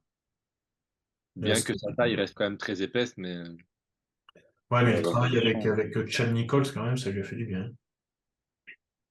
Ça lui a fait du bien. Après, il y a Brandon Curry, tu peux pas l'oublier. Il y a Hunter aussi, hein. Et Hunter, pour moi, c'est. Alors, tu vois, si tu compares Hunter et Nick Walker, je trouve qu'Hunter, cette année, est plus impressionnant dans sa prépa que Nick. bah, déjà, moi je trouve que déjà sa ligne est bien mieux en termes de taille déjà, ne serait-ce que la taille. Parce que bon, Nick, ça reste une taille très épaisse, tu vois. Donc Nick, ça à dépend voir des ce qu'il pauses, va quoi. privilégier. Mm. Et bien que bon, il n'y a pas de pec non plus, il n'y a pas de. Il y a un sacré retard au niveau des pecs. Ouais, mais là, c'est surtout ça le problème, quoi. Ouais. Et ça, malheureusement, il pourra plus rien y faire, hein. Après, c'est sûr qu'en termes de ligne, tu compares avec Nick, c'est quand même plus agréable à regarder. Sans parler de ça. Mais bon, après, clairement, alors oui, on est tous pareils, parce que mine de rien, on va quand même regarder le résultat des Open, mais c'est pas la catégorie qui est le plus emballante, quoi. Ah non, c'est Ouais. clair. Non, non, non. Enfin, pour moi, c'est les classiques à regarder, puis voilà, quoi. Ouais. Donc, ouais, top 212, 3. 212, ok, il y aura un sacré niveau aussi, hein, je trouve, en 212. Ouais, bah, alors bon, je pense quand même que Sean, Clarida, il va l'emporter, à mon avis. Parce que Kamal, quand même, bah, il y a l'âge, hein, tout simplement, hein. Après, il est impressionnant, hein, Kamal, attention, hein. Mais je sais pas s'il n'y a pas des updates vraiment, là. Non, je crois qu'il n'a pas mis. Ouais, il en met pas trop. Bon, les dernières updates, je trouvais que sa ligne blanche était vraiment éclatée. C'est ça qui me dérange un petit peu chez lui. Bon, après, je sais pas. Après Kamal, Kion. Mais Kion, je suis pas sûr qu'il À voir s'il arrivera. arrive positionné. Parce que j'allais Voilà. dire, s'il arrive sec, quoi. Parce que la ligne, c'est clair qu'il l'a, mais après le reste, voilà. Bon, Kamal, tu vois quand même qu'il a 50 ans, hein. Enfin, Ouais. 52, 53 maintenant, peut-être même. Ouais, je pense que là, ça restera chez Sean, hein. Pour moi, c'est Sean, voilà. Après, on n'est pas à l'abri d'une surprise, hein, tu vois, mais bon. Donc, voilà, je pense que pour le coup. Ouais. Alors, question. Bit 7, Super 7, intéressant au-delà du simple gain de temps, plus de connexion neuronale, plus de tension, point d'interrogation.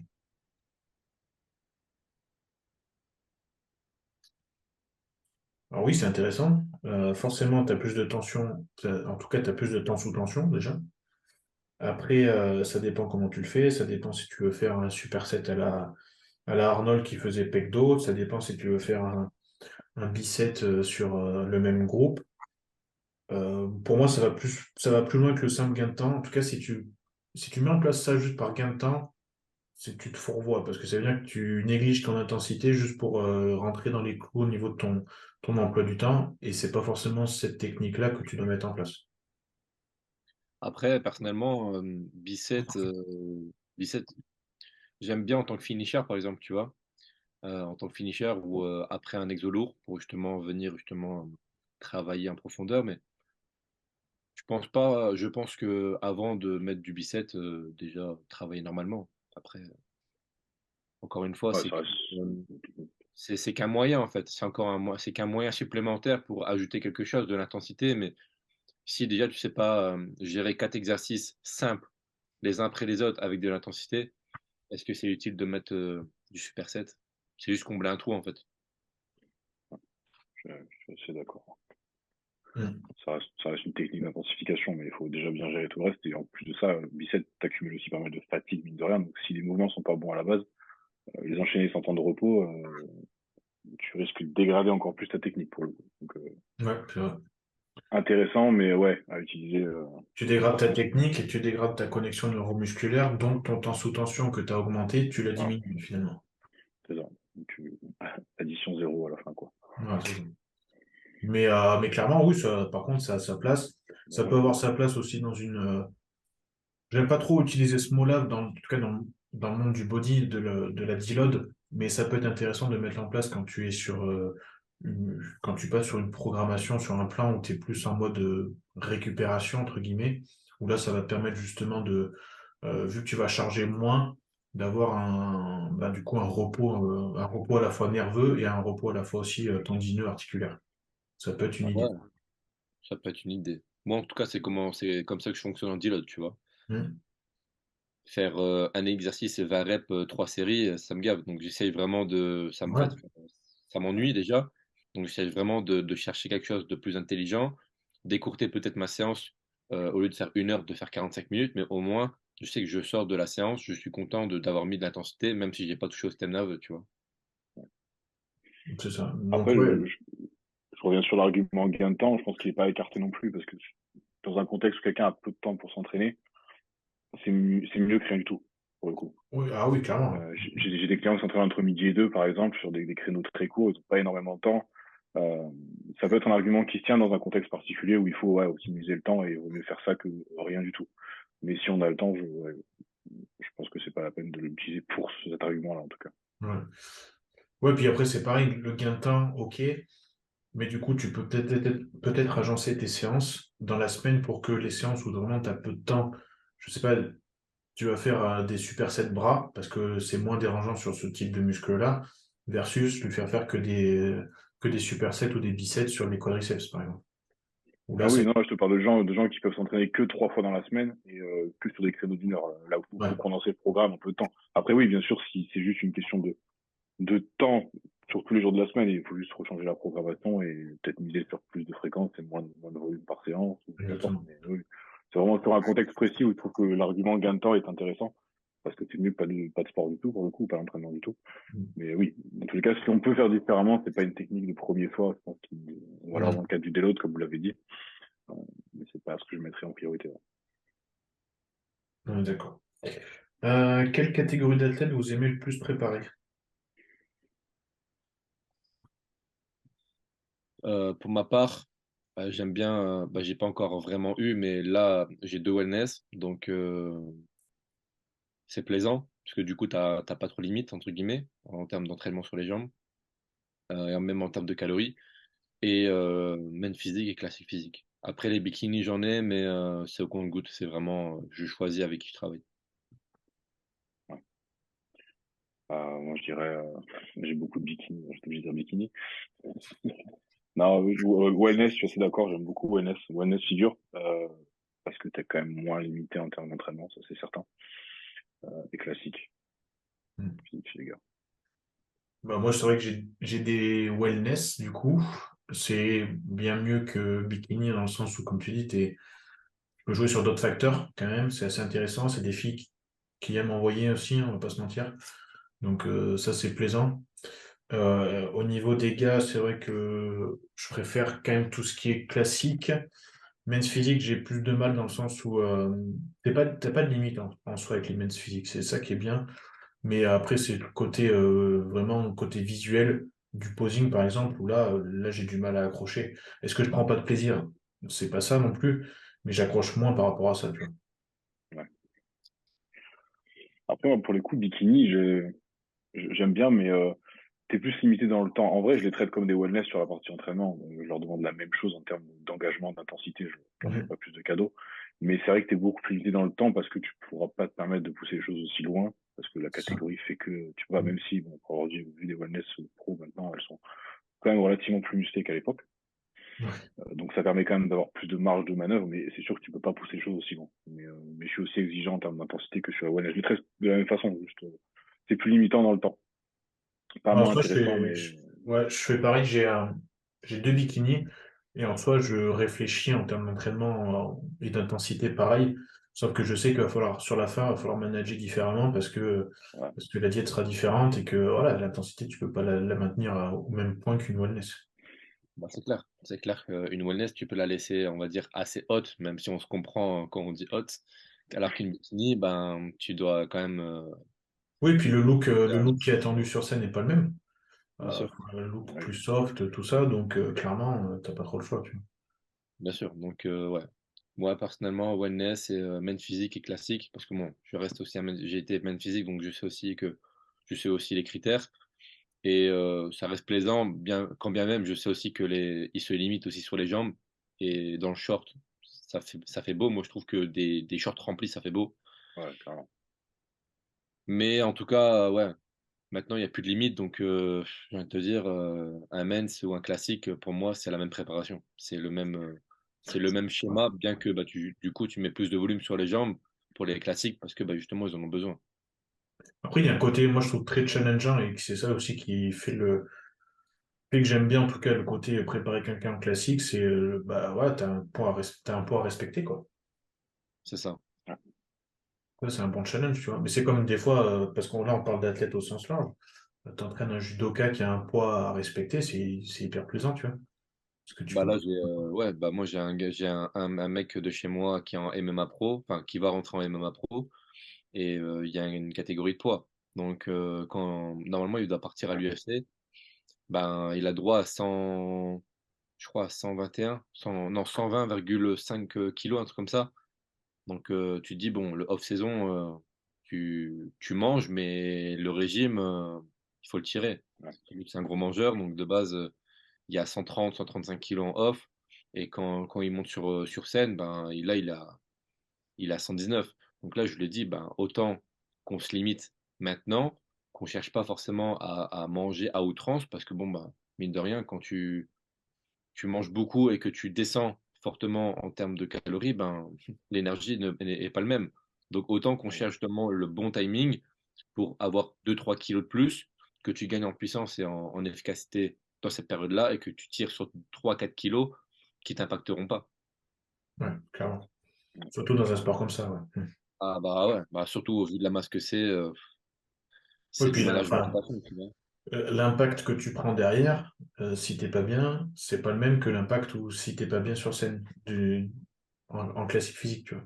Ah bah là ouais, là une droite, une claque, Voilà. ça peut te faire Euh, sonner le cerveau, hein. c'est Donc ça.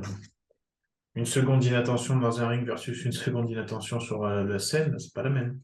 c'est ça. Et puis en plus, moi je l'ai dit, on va pas toucher au cutting, on va pas toucher à tout ça, ça sert strictement à rien. Tu t'épuises plus qu'autre chose et laisse tes confrères le faire et toi ne le fais pas. Garde ton énergie et sois plus strict que les autres sur ta diète. Et tu verras que ça va payer. Et Mhm. c'est ce qui marche aujourd'hui. On le voit. Ouais. Là, il commence à sortir des abdos à 120 kilos. Tu te dis, c'est un mec de l'UFC, tu vois. Tu te dis, bon, c'est pas un body, hein. C'est un mec de l'UFC. Donc, sortir des abdos, est-ce que c'est utile? Non. Non. Mais pour lui, pour son look, parce que ben, il Ouais, veut faire bien carrière sûr. dedans et qu'il a besoin justement d'un look tu sais, qui tient la route et qui fait le buzz aussi, et ben 120 kilos, il les attrape, les abdos. Mais bon, c'est un management qui est différent, totalement Ouais. différent qu'un bodybuilder. Alors, tout muscle confondu, quel est votre exercice favori? Le squat. Bien que j'ai pas forcément des grosses cuisses, mais le squat. Le terre, j'ai entendu. Le terre, j'ai entendu? Ouais, Ah ouais? j'adore. Et de base, j'adore faire du terre tout court. J'en fais plus depuis longtemps. Donc, du coup, maintenant, quand je fais que du terre, j'ai entendu celui-là. Mais sinon, du deadlift. J'adore faire du deadlift. Ok. Mais bon, en body, c'est pas forcément l'exercice le plus optimal. Donc, j'en fais pas de masse, même si j'adore ça. Mais sinon, dans ce que j'ai, moi, dans ma prog actuelle, ou même sur l'année, terre jambes tendues. Ouais. Moi, je pense que c'est tout ce qui est rowing, tu vois. Vraiment, ça, je kiffe. Ouais, Je kiffe. moi, j'aime bien aussi. Ouais. En vrai, quand t'aimes t'entraîner, c'est compliqué de choisir. Ouais, parce que c'est pareil, c'est un truc con, mais les élévations latérales, tu vois, j'adore faire des élévations latérales. Ouais. Ça me dérange pas. Tu me mets sur une presse, j'adore faire de la presse. Après, j'ai moins d'attirance sur les exos de pec, parce que j'ai jamais trop aimé travailler les pecs, tu vois. Ce qui se ressent, c'est un point faible maintenant, mais sinon, en fait, il n'y a pas d'exo que je déteste plus que ça. Même les feintes, tu vois, je kiffe faire des feintes, pourtant, ça me démonte la gueule. C'est Non, pour ça que c'est bon. ouais, non, mais c'est vrai en plus, c'est vrai. Mais quand t'aimes t'entraîner, comme tu dis, je pense qu'en fait, tu T'aimes passes. tout, en fait. Après, Ouais. t'as des préférences. Et je pense que, Damien, tu mets un accent aussi sur le soulevé de terre parce que tu aimes ça et du coup, c'est ce qui marche aussi sur toi. Ouais, Donc aussi, forcément, clairement. tu gardes un peu plus de volume sur le deadlift parce que c'est ce qui marche sur toi. Donc aussi, ben, du coup, Bien ça sûr. montre aussi bah, que ton choix, en fait. Ça montre ton choix tout simplement. Parce qu'à chaque fois que je vois tes stories, je vois je vois du deadlift. Ouais, parce que je partage souvent celui-là, mais après, non, en fait, j'ai pas beaucoup de volume dessus, j'ai deux séries, trois séries. Deux séries. Mais c'est vrai que c'est un exo que j'aime beaucoup. Ouais, je sais pas, le squat aussi. En fait, j'aime bien les exos où, genre, c'est tôt la barre, de toute façon, il y en a un des deux qui va rester en bas, quoi qu'il arrive. Donc, Ça, c'est bon, ça. le terre, c'est tu la soulèves ou tu restes collé au sol. Le squat, pareil. Je sais pas, j'aime bien ces exos. La technique est hyper importante pour le coup, parce que sinon, tu Ouais. peux vite te faire mal. Mais ouais, j'aime bien ça. Ouais, mais c'est bien ce que tu dis, Quentin, c'est-à-dire que c'est quelque chose auquel tu adhères, donc forcément ta tête y croit plus, et forcément les Ah oui. résultats que tu as derrière, ils sont plus importants. Et du coup, ça me dérange pas si je dois mettre moins lourd pour retravailler ma technique. Par exemple, je l'ai fait l'année dernière quand j'ai commencé avec Vincent. J'ai pris au moins 2 mois où j'ai baissé toutes mes barres. Mais comme c'est un Ouais. exercice que j'aime bien et sur lequel j'ai envie de performer pour le coup, ou de m'éclater, ça me dérange pas de devoir, ça me moins déranger en tout cas de devoir faire des pas en Mhm. arrière pour progresser. Et je pense que c'est partout pareil. Si tu veux, si t'adhères facilement, t'as moins de mal à faire les bons choix. Clairement. Exactement. Ouais. Ah, ça, c'est intéressant. Tiens. Quels sont les critères qui vous amèneraient à refuser quelqu'un en coaching? La stabilité. Le Ouais. message, est-ce que tu fais des cures? Déjà, celui-là, Ouais. c'est mort. Ou, ou tous les messages qu'on t'envoie sur Insta sans bonjour, sans merde, Ah ouais, ouais. c'est quoi les prix ou des trucs à la con comme ça je m'énerve. Mais souvent, Je- ça, je- c'est bien fait, Insta, tu sais, ça passe en demande, et du hmm. coup, bah, ça reste en demande, et puis basta. Ouais. Je crois que c'est Antonin qui a fait une story il y a pas longtemps sur ça. Le premier message, ça, déjà c'est hyper important. Bien sûr. C'est ce qui va créer le premier contact. Si déjà ça c'est pourri, c'est comme une poignée de main. Tu vois, encore. Si ça c'est déjà nul. Comme tu as dit, le message, ouais, est-ce que tu fais des protos? Voilà, déjà ça, j'ouvre même pas le message, ça part en supprimé direct. Ou wesh frérot, c'est combien pour avoir un programme? Ça pareil, ça saute. Je supporte pas. On n'est pas frérot, je te connais pas. Ouais. Non. Ah non, ça, Bah, j'ai du mal. la Ouais. stabilité au final. Moi, je Ouais, refuse ça, oui. la stabilité. Bien que forcément, il y a des personnes qui ont un besoin plus précis, par exemple les TCA, etc., ça montre de la stabilité, mais les gens sont prêts à faire le nécessaire. Donc, je les accompagne. Ouais. Mais quand on parle de cure, instabilité, c'est next direct. De toute façon, j'en ai viré un il n'y a pas longtemps de ma team parce que le mec, il voulait trop aller trop vite. Ouais, on fait ci, on fait ci, on fait ça, on fait ça. Et pourquoi tu mets pas de traîne? Et ben, doucement, doucement. Ouais, mais mes Ça va potes, ils faire. prennent de la traîne et ils ont explosé. Ok. Bah écoute, c'est des étoiles filantes. On n'y peut rien. Dans 3 mois, ils ont plus de physique. Est-ce que tu veux être comme ça? Mm. Non. Ouais, mais ok. Écoute, on a plus rien à se dire. Tu veux pas suivre la vision que j'ai? Merci, au revoir. Je te rends l'argent que je te dois parce que tu as C'est ça. payé en une fois et au revoir. À un Parce que moment tu sais donné, pertinemment que c'est le genre de gars, si tu lui dis non 2 fois, il le fera quand même derrière ton dos. De toute façon, bien ouais, c'est sûr, ça. il le fera derrière ton dos de toute façon. Et là, tu auras des problèmes. Parce que si jamais ça se passe mal, c'est sur ta gueule que ça tombe, alors que t'as rien demandé. C'est ça. Exactement. C'est ta réputation qui en prend un coup derrière. Donc, ouais, clairement. Mais c'est pas évident, comme on disait tout à l'heure, c'est pas évident quand tu es, entre guillemets, au début de ta carrière, parce que tu te Évidemment. dis, bah, j'en ai quand même besoin aussi, et à la fois, ben, en fait, ça ne mène à rien, parce que derrière, c'est quelqu'un que je peux même pas partager ses résultats, parce qu'il n'y en aura pas. C'est ça, et comme Damien il a dit tout à l'heure avec Kaloum, euh, tu galères peut-être au début, mais tu gardes ton éthique de travail et tu gardes justement tes valeurs. Et en gardant ça, ben, tôt ou tard, ça payera, de toute façon. Tôt ou tard. C'est vrai. Clairement. Tac, tac. Alors, on voit de plus en plus de séances push plus legs ou pull plus legs, votre point de vue. Donc, ça veut dire que tu fais un. Ok, tu fais toujours les jambes avec en plus une partie du haut du corps, quoi. Bah, Je- tout est question de Bon volume et de courage. priorité. Ouais, exactement, courage. Vraiment, Après, là, moi, personnellement, je comprends pas comment tu peux mettre autant d'intensité sur toute une séance comme ça, en fait. Quand tu fais les jambes et un muscle en plus, Bah, typiquement, fais dos, jambes. ah ouais, non. non. Encore à la rigueur, Dos ischio, je suis complètement d'accord, ça se fait.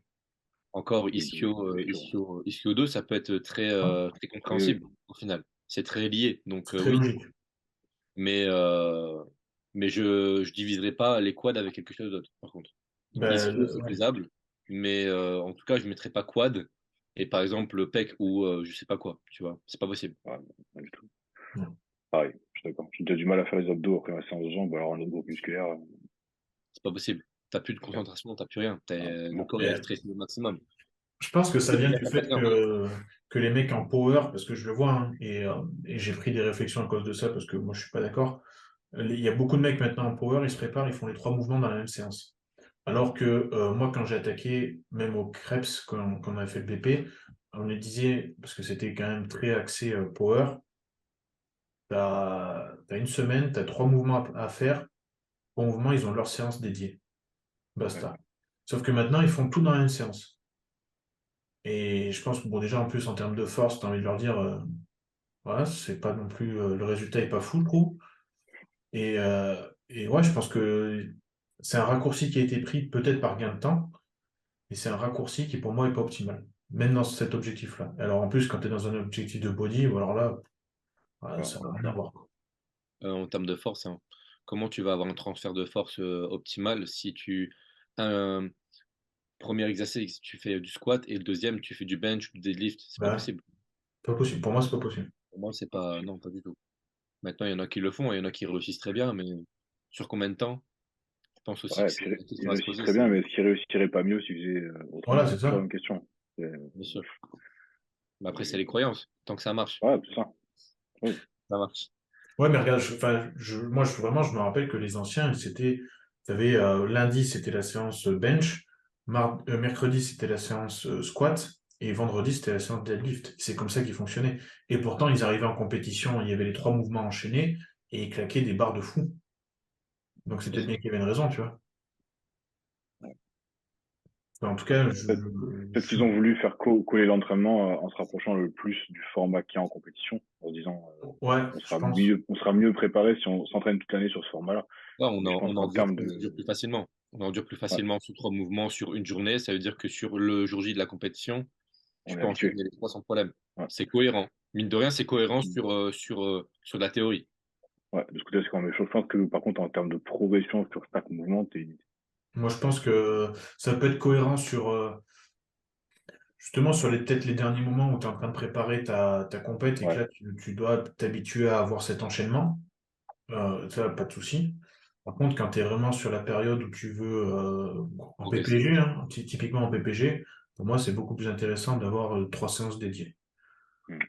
Plus après deux séances ou une séance d'assistance, d'exercice d'assistance euh, qui vont être là pour pallier le mouvement que tu as le plus en retard.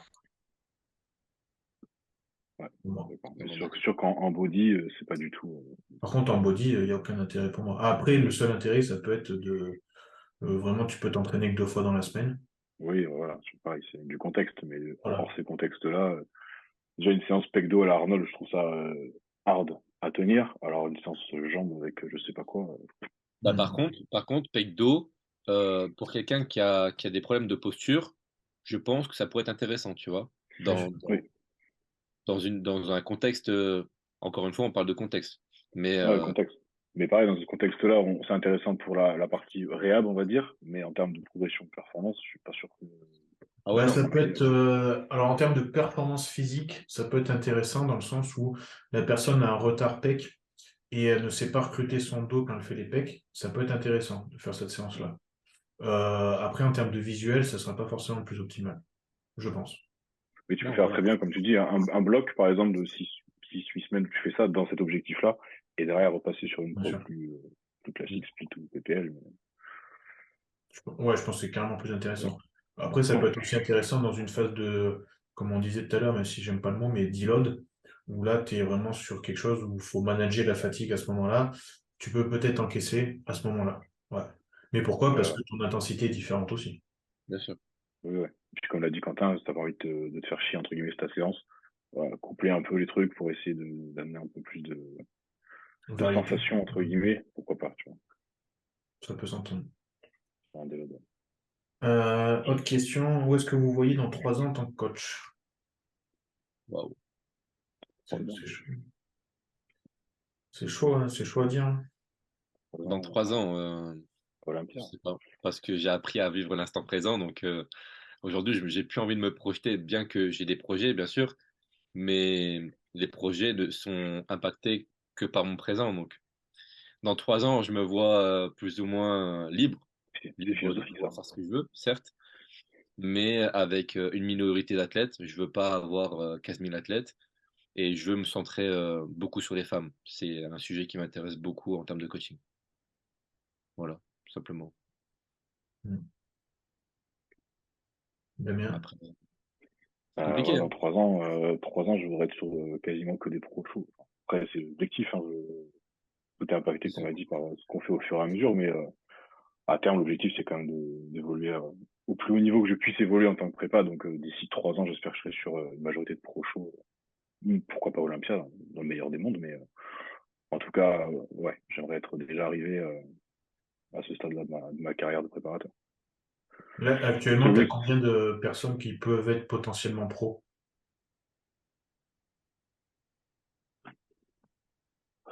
là, qui peuvent y prétendre l'année prochaine, j'en ai 3, 4. Dans tout ce que je vis en tant que compétiteur, si tout le monde tient et si le cerveau tient, c'est toujours pareil, hein, parce que la Ouais. mobilité, on en a parlé tout à l'heure, ça reste un phénomène de plus en plus récurrent. Je pense que j'en ai 5 ou 6 qui sont potentiels d'être pro à terme. Mais, pour l'année prochaine, j'ai trois filles pour le coup qui pourraient y prétendre.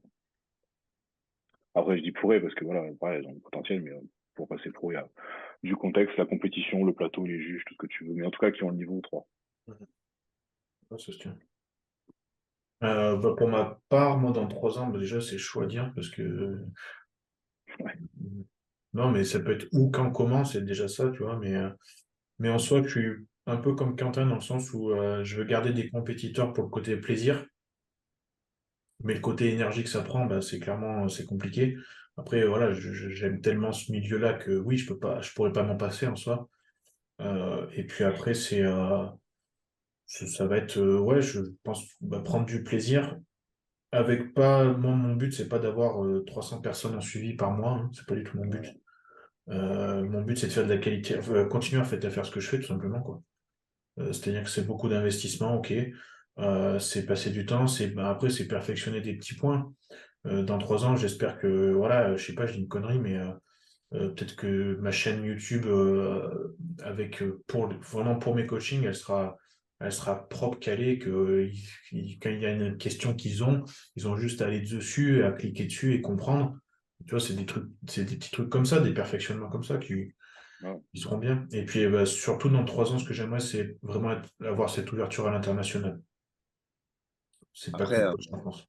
après, là, on parle de coach, mais après, est-ce qu'il parle aussi en côté de l'athlète? Parce que bon, enfin, Damien et moi, on est athlètes.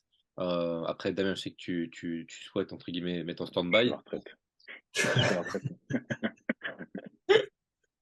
Mais ouais, après, Trop encore de une petites fois, conneries. c'est pourquoi, comment et quand. Donc après, en termes Ouais. d'athlète, oui, bien sûr que moi, je me vois pro dans 3 ans. Encore heureux, j'espère, même si c'est pas une finalité en soi. Mais ouais, être pro en classique physique, même s'il y a encore du chemin. Mais ouais, mais encore une fois, c'est du contexte, parce qu'au final, il peut se passer tellement de choses, des problèmes de santé, de Non, mais regarde, le Covid, on projets l'a de vie, subi tu vois, tous. Ouais. des projets de vie. Ouais. Bon, après, c'est comme L'instant. tout, il y a du contexte sur tout, mais il faut réfléchir à ce que toi, t'aimerais foncièrement atteindre comme objectif. Peu importe, après, oui, les aléas de la vie font que, mais c'est ça que moi je dis que j'aimerais potentiellement et que peut-être, mais oui, ça reste des. Entre guillemets, en tout cas, si. Dans l'idée de, je vais tout mettre en place pour y arriver. Après, ce Ouais. que je peux pas contrôler, je peux pas le contrôler. Si demain je prends la foudre dans le jardin, il y aura pas de trop chaud, tu vois, mais dans le sens, faut mettre tout en place dans ce que moi je peux contrôler pour atteindre cet objectif-là. Et je pense que c'est pas pareil pour toi si tu veux passer pro en classique. C'est mettre tout en œuvre pour y arriver. Après, les aléas du reste, ça, oui, c'est pas. Ça, par contre, alors là, c'est une question, je connais la réponse déjà, mais je pense que c'est intéressant pour les gens aussi. Enfin, même d'ailleurs, j'ai des jeunes qui m'écrivent parce qu'ils veulent passer les diplômes de coach. Est-ce que vous pensez que c'est nécessaire d'avoir une expérience sur scène pour être un bon coach? Toi, typiquement, Damien, qui veut coacher à Olympia, est-ce que tu penses que d'avoir montré aux gens que tu as été sur scène, c'est primordial et c'est obligatoire, ouais. Euh, Obligatoire, non, clairement pas. Je pense que c'est un plus.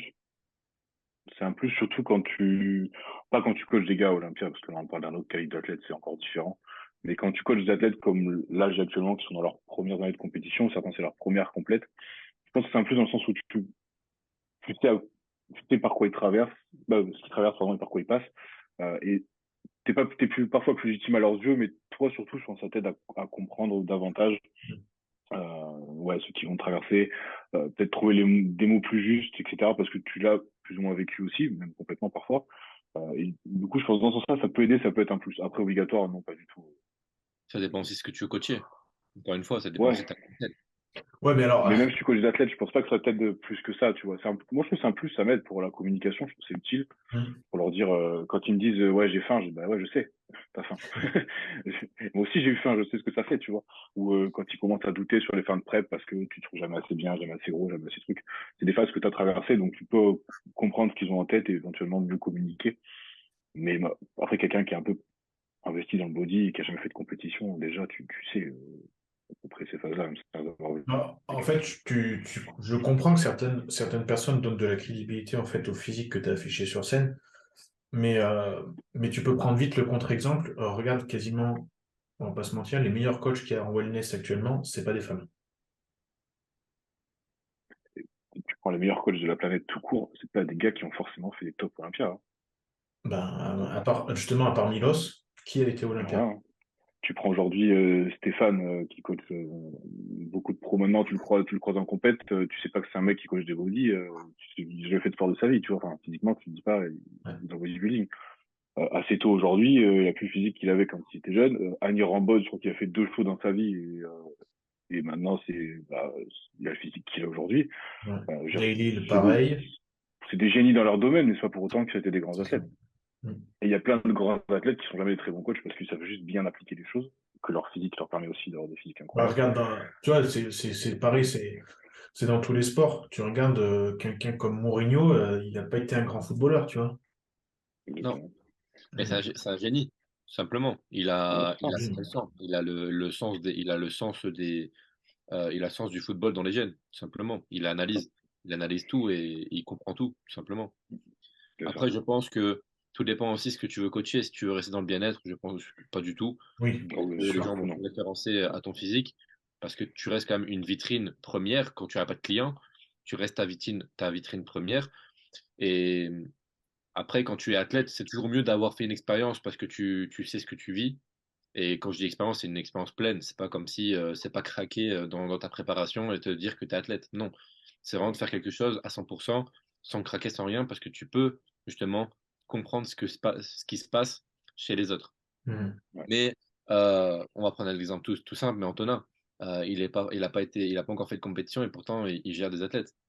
Donc exactement. ça montre bien que non, il n'y a pas forcément besoin euh, de compétition à son actif pour être un bon préparateur physique, mais à côté de ça, ça reste un plus non négligeable pour la psychologie, ne serait-ce que pour la psychologie, tu vois. Ouais, juste pour ça déjà.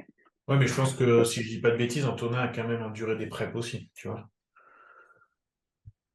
Il a fait une sèche ou deux poussée, mais ça reste Oui, pas une prep quand même.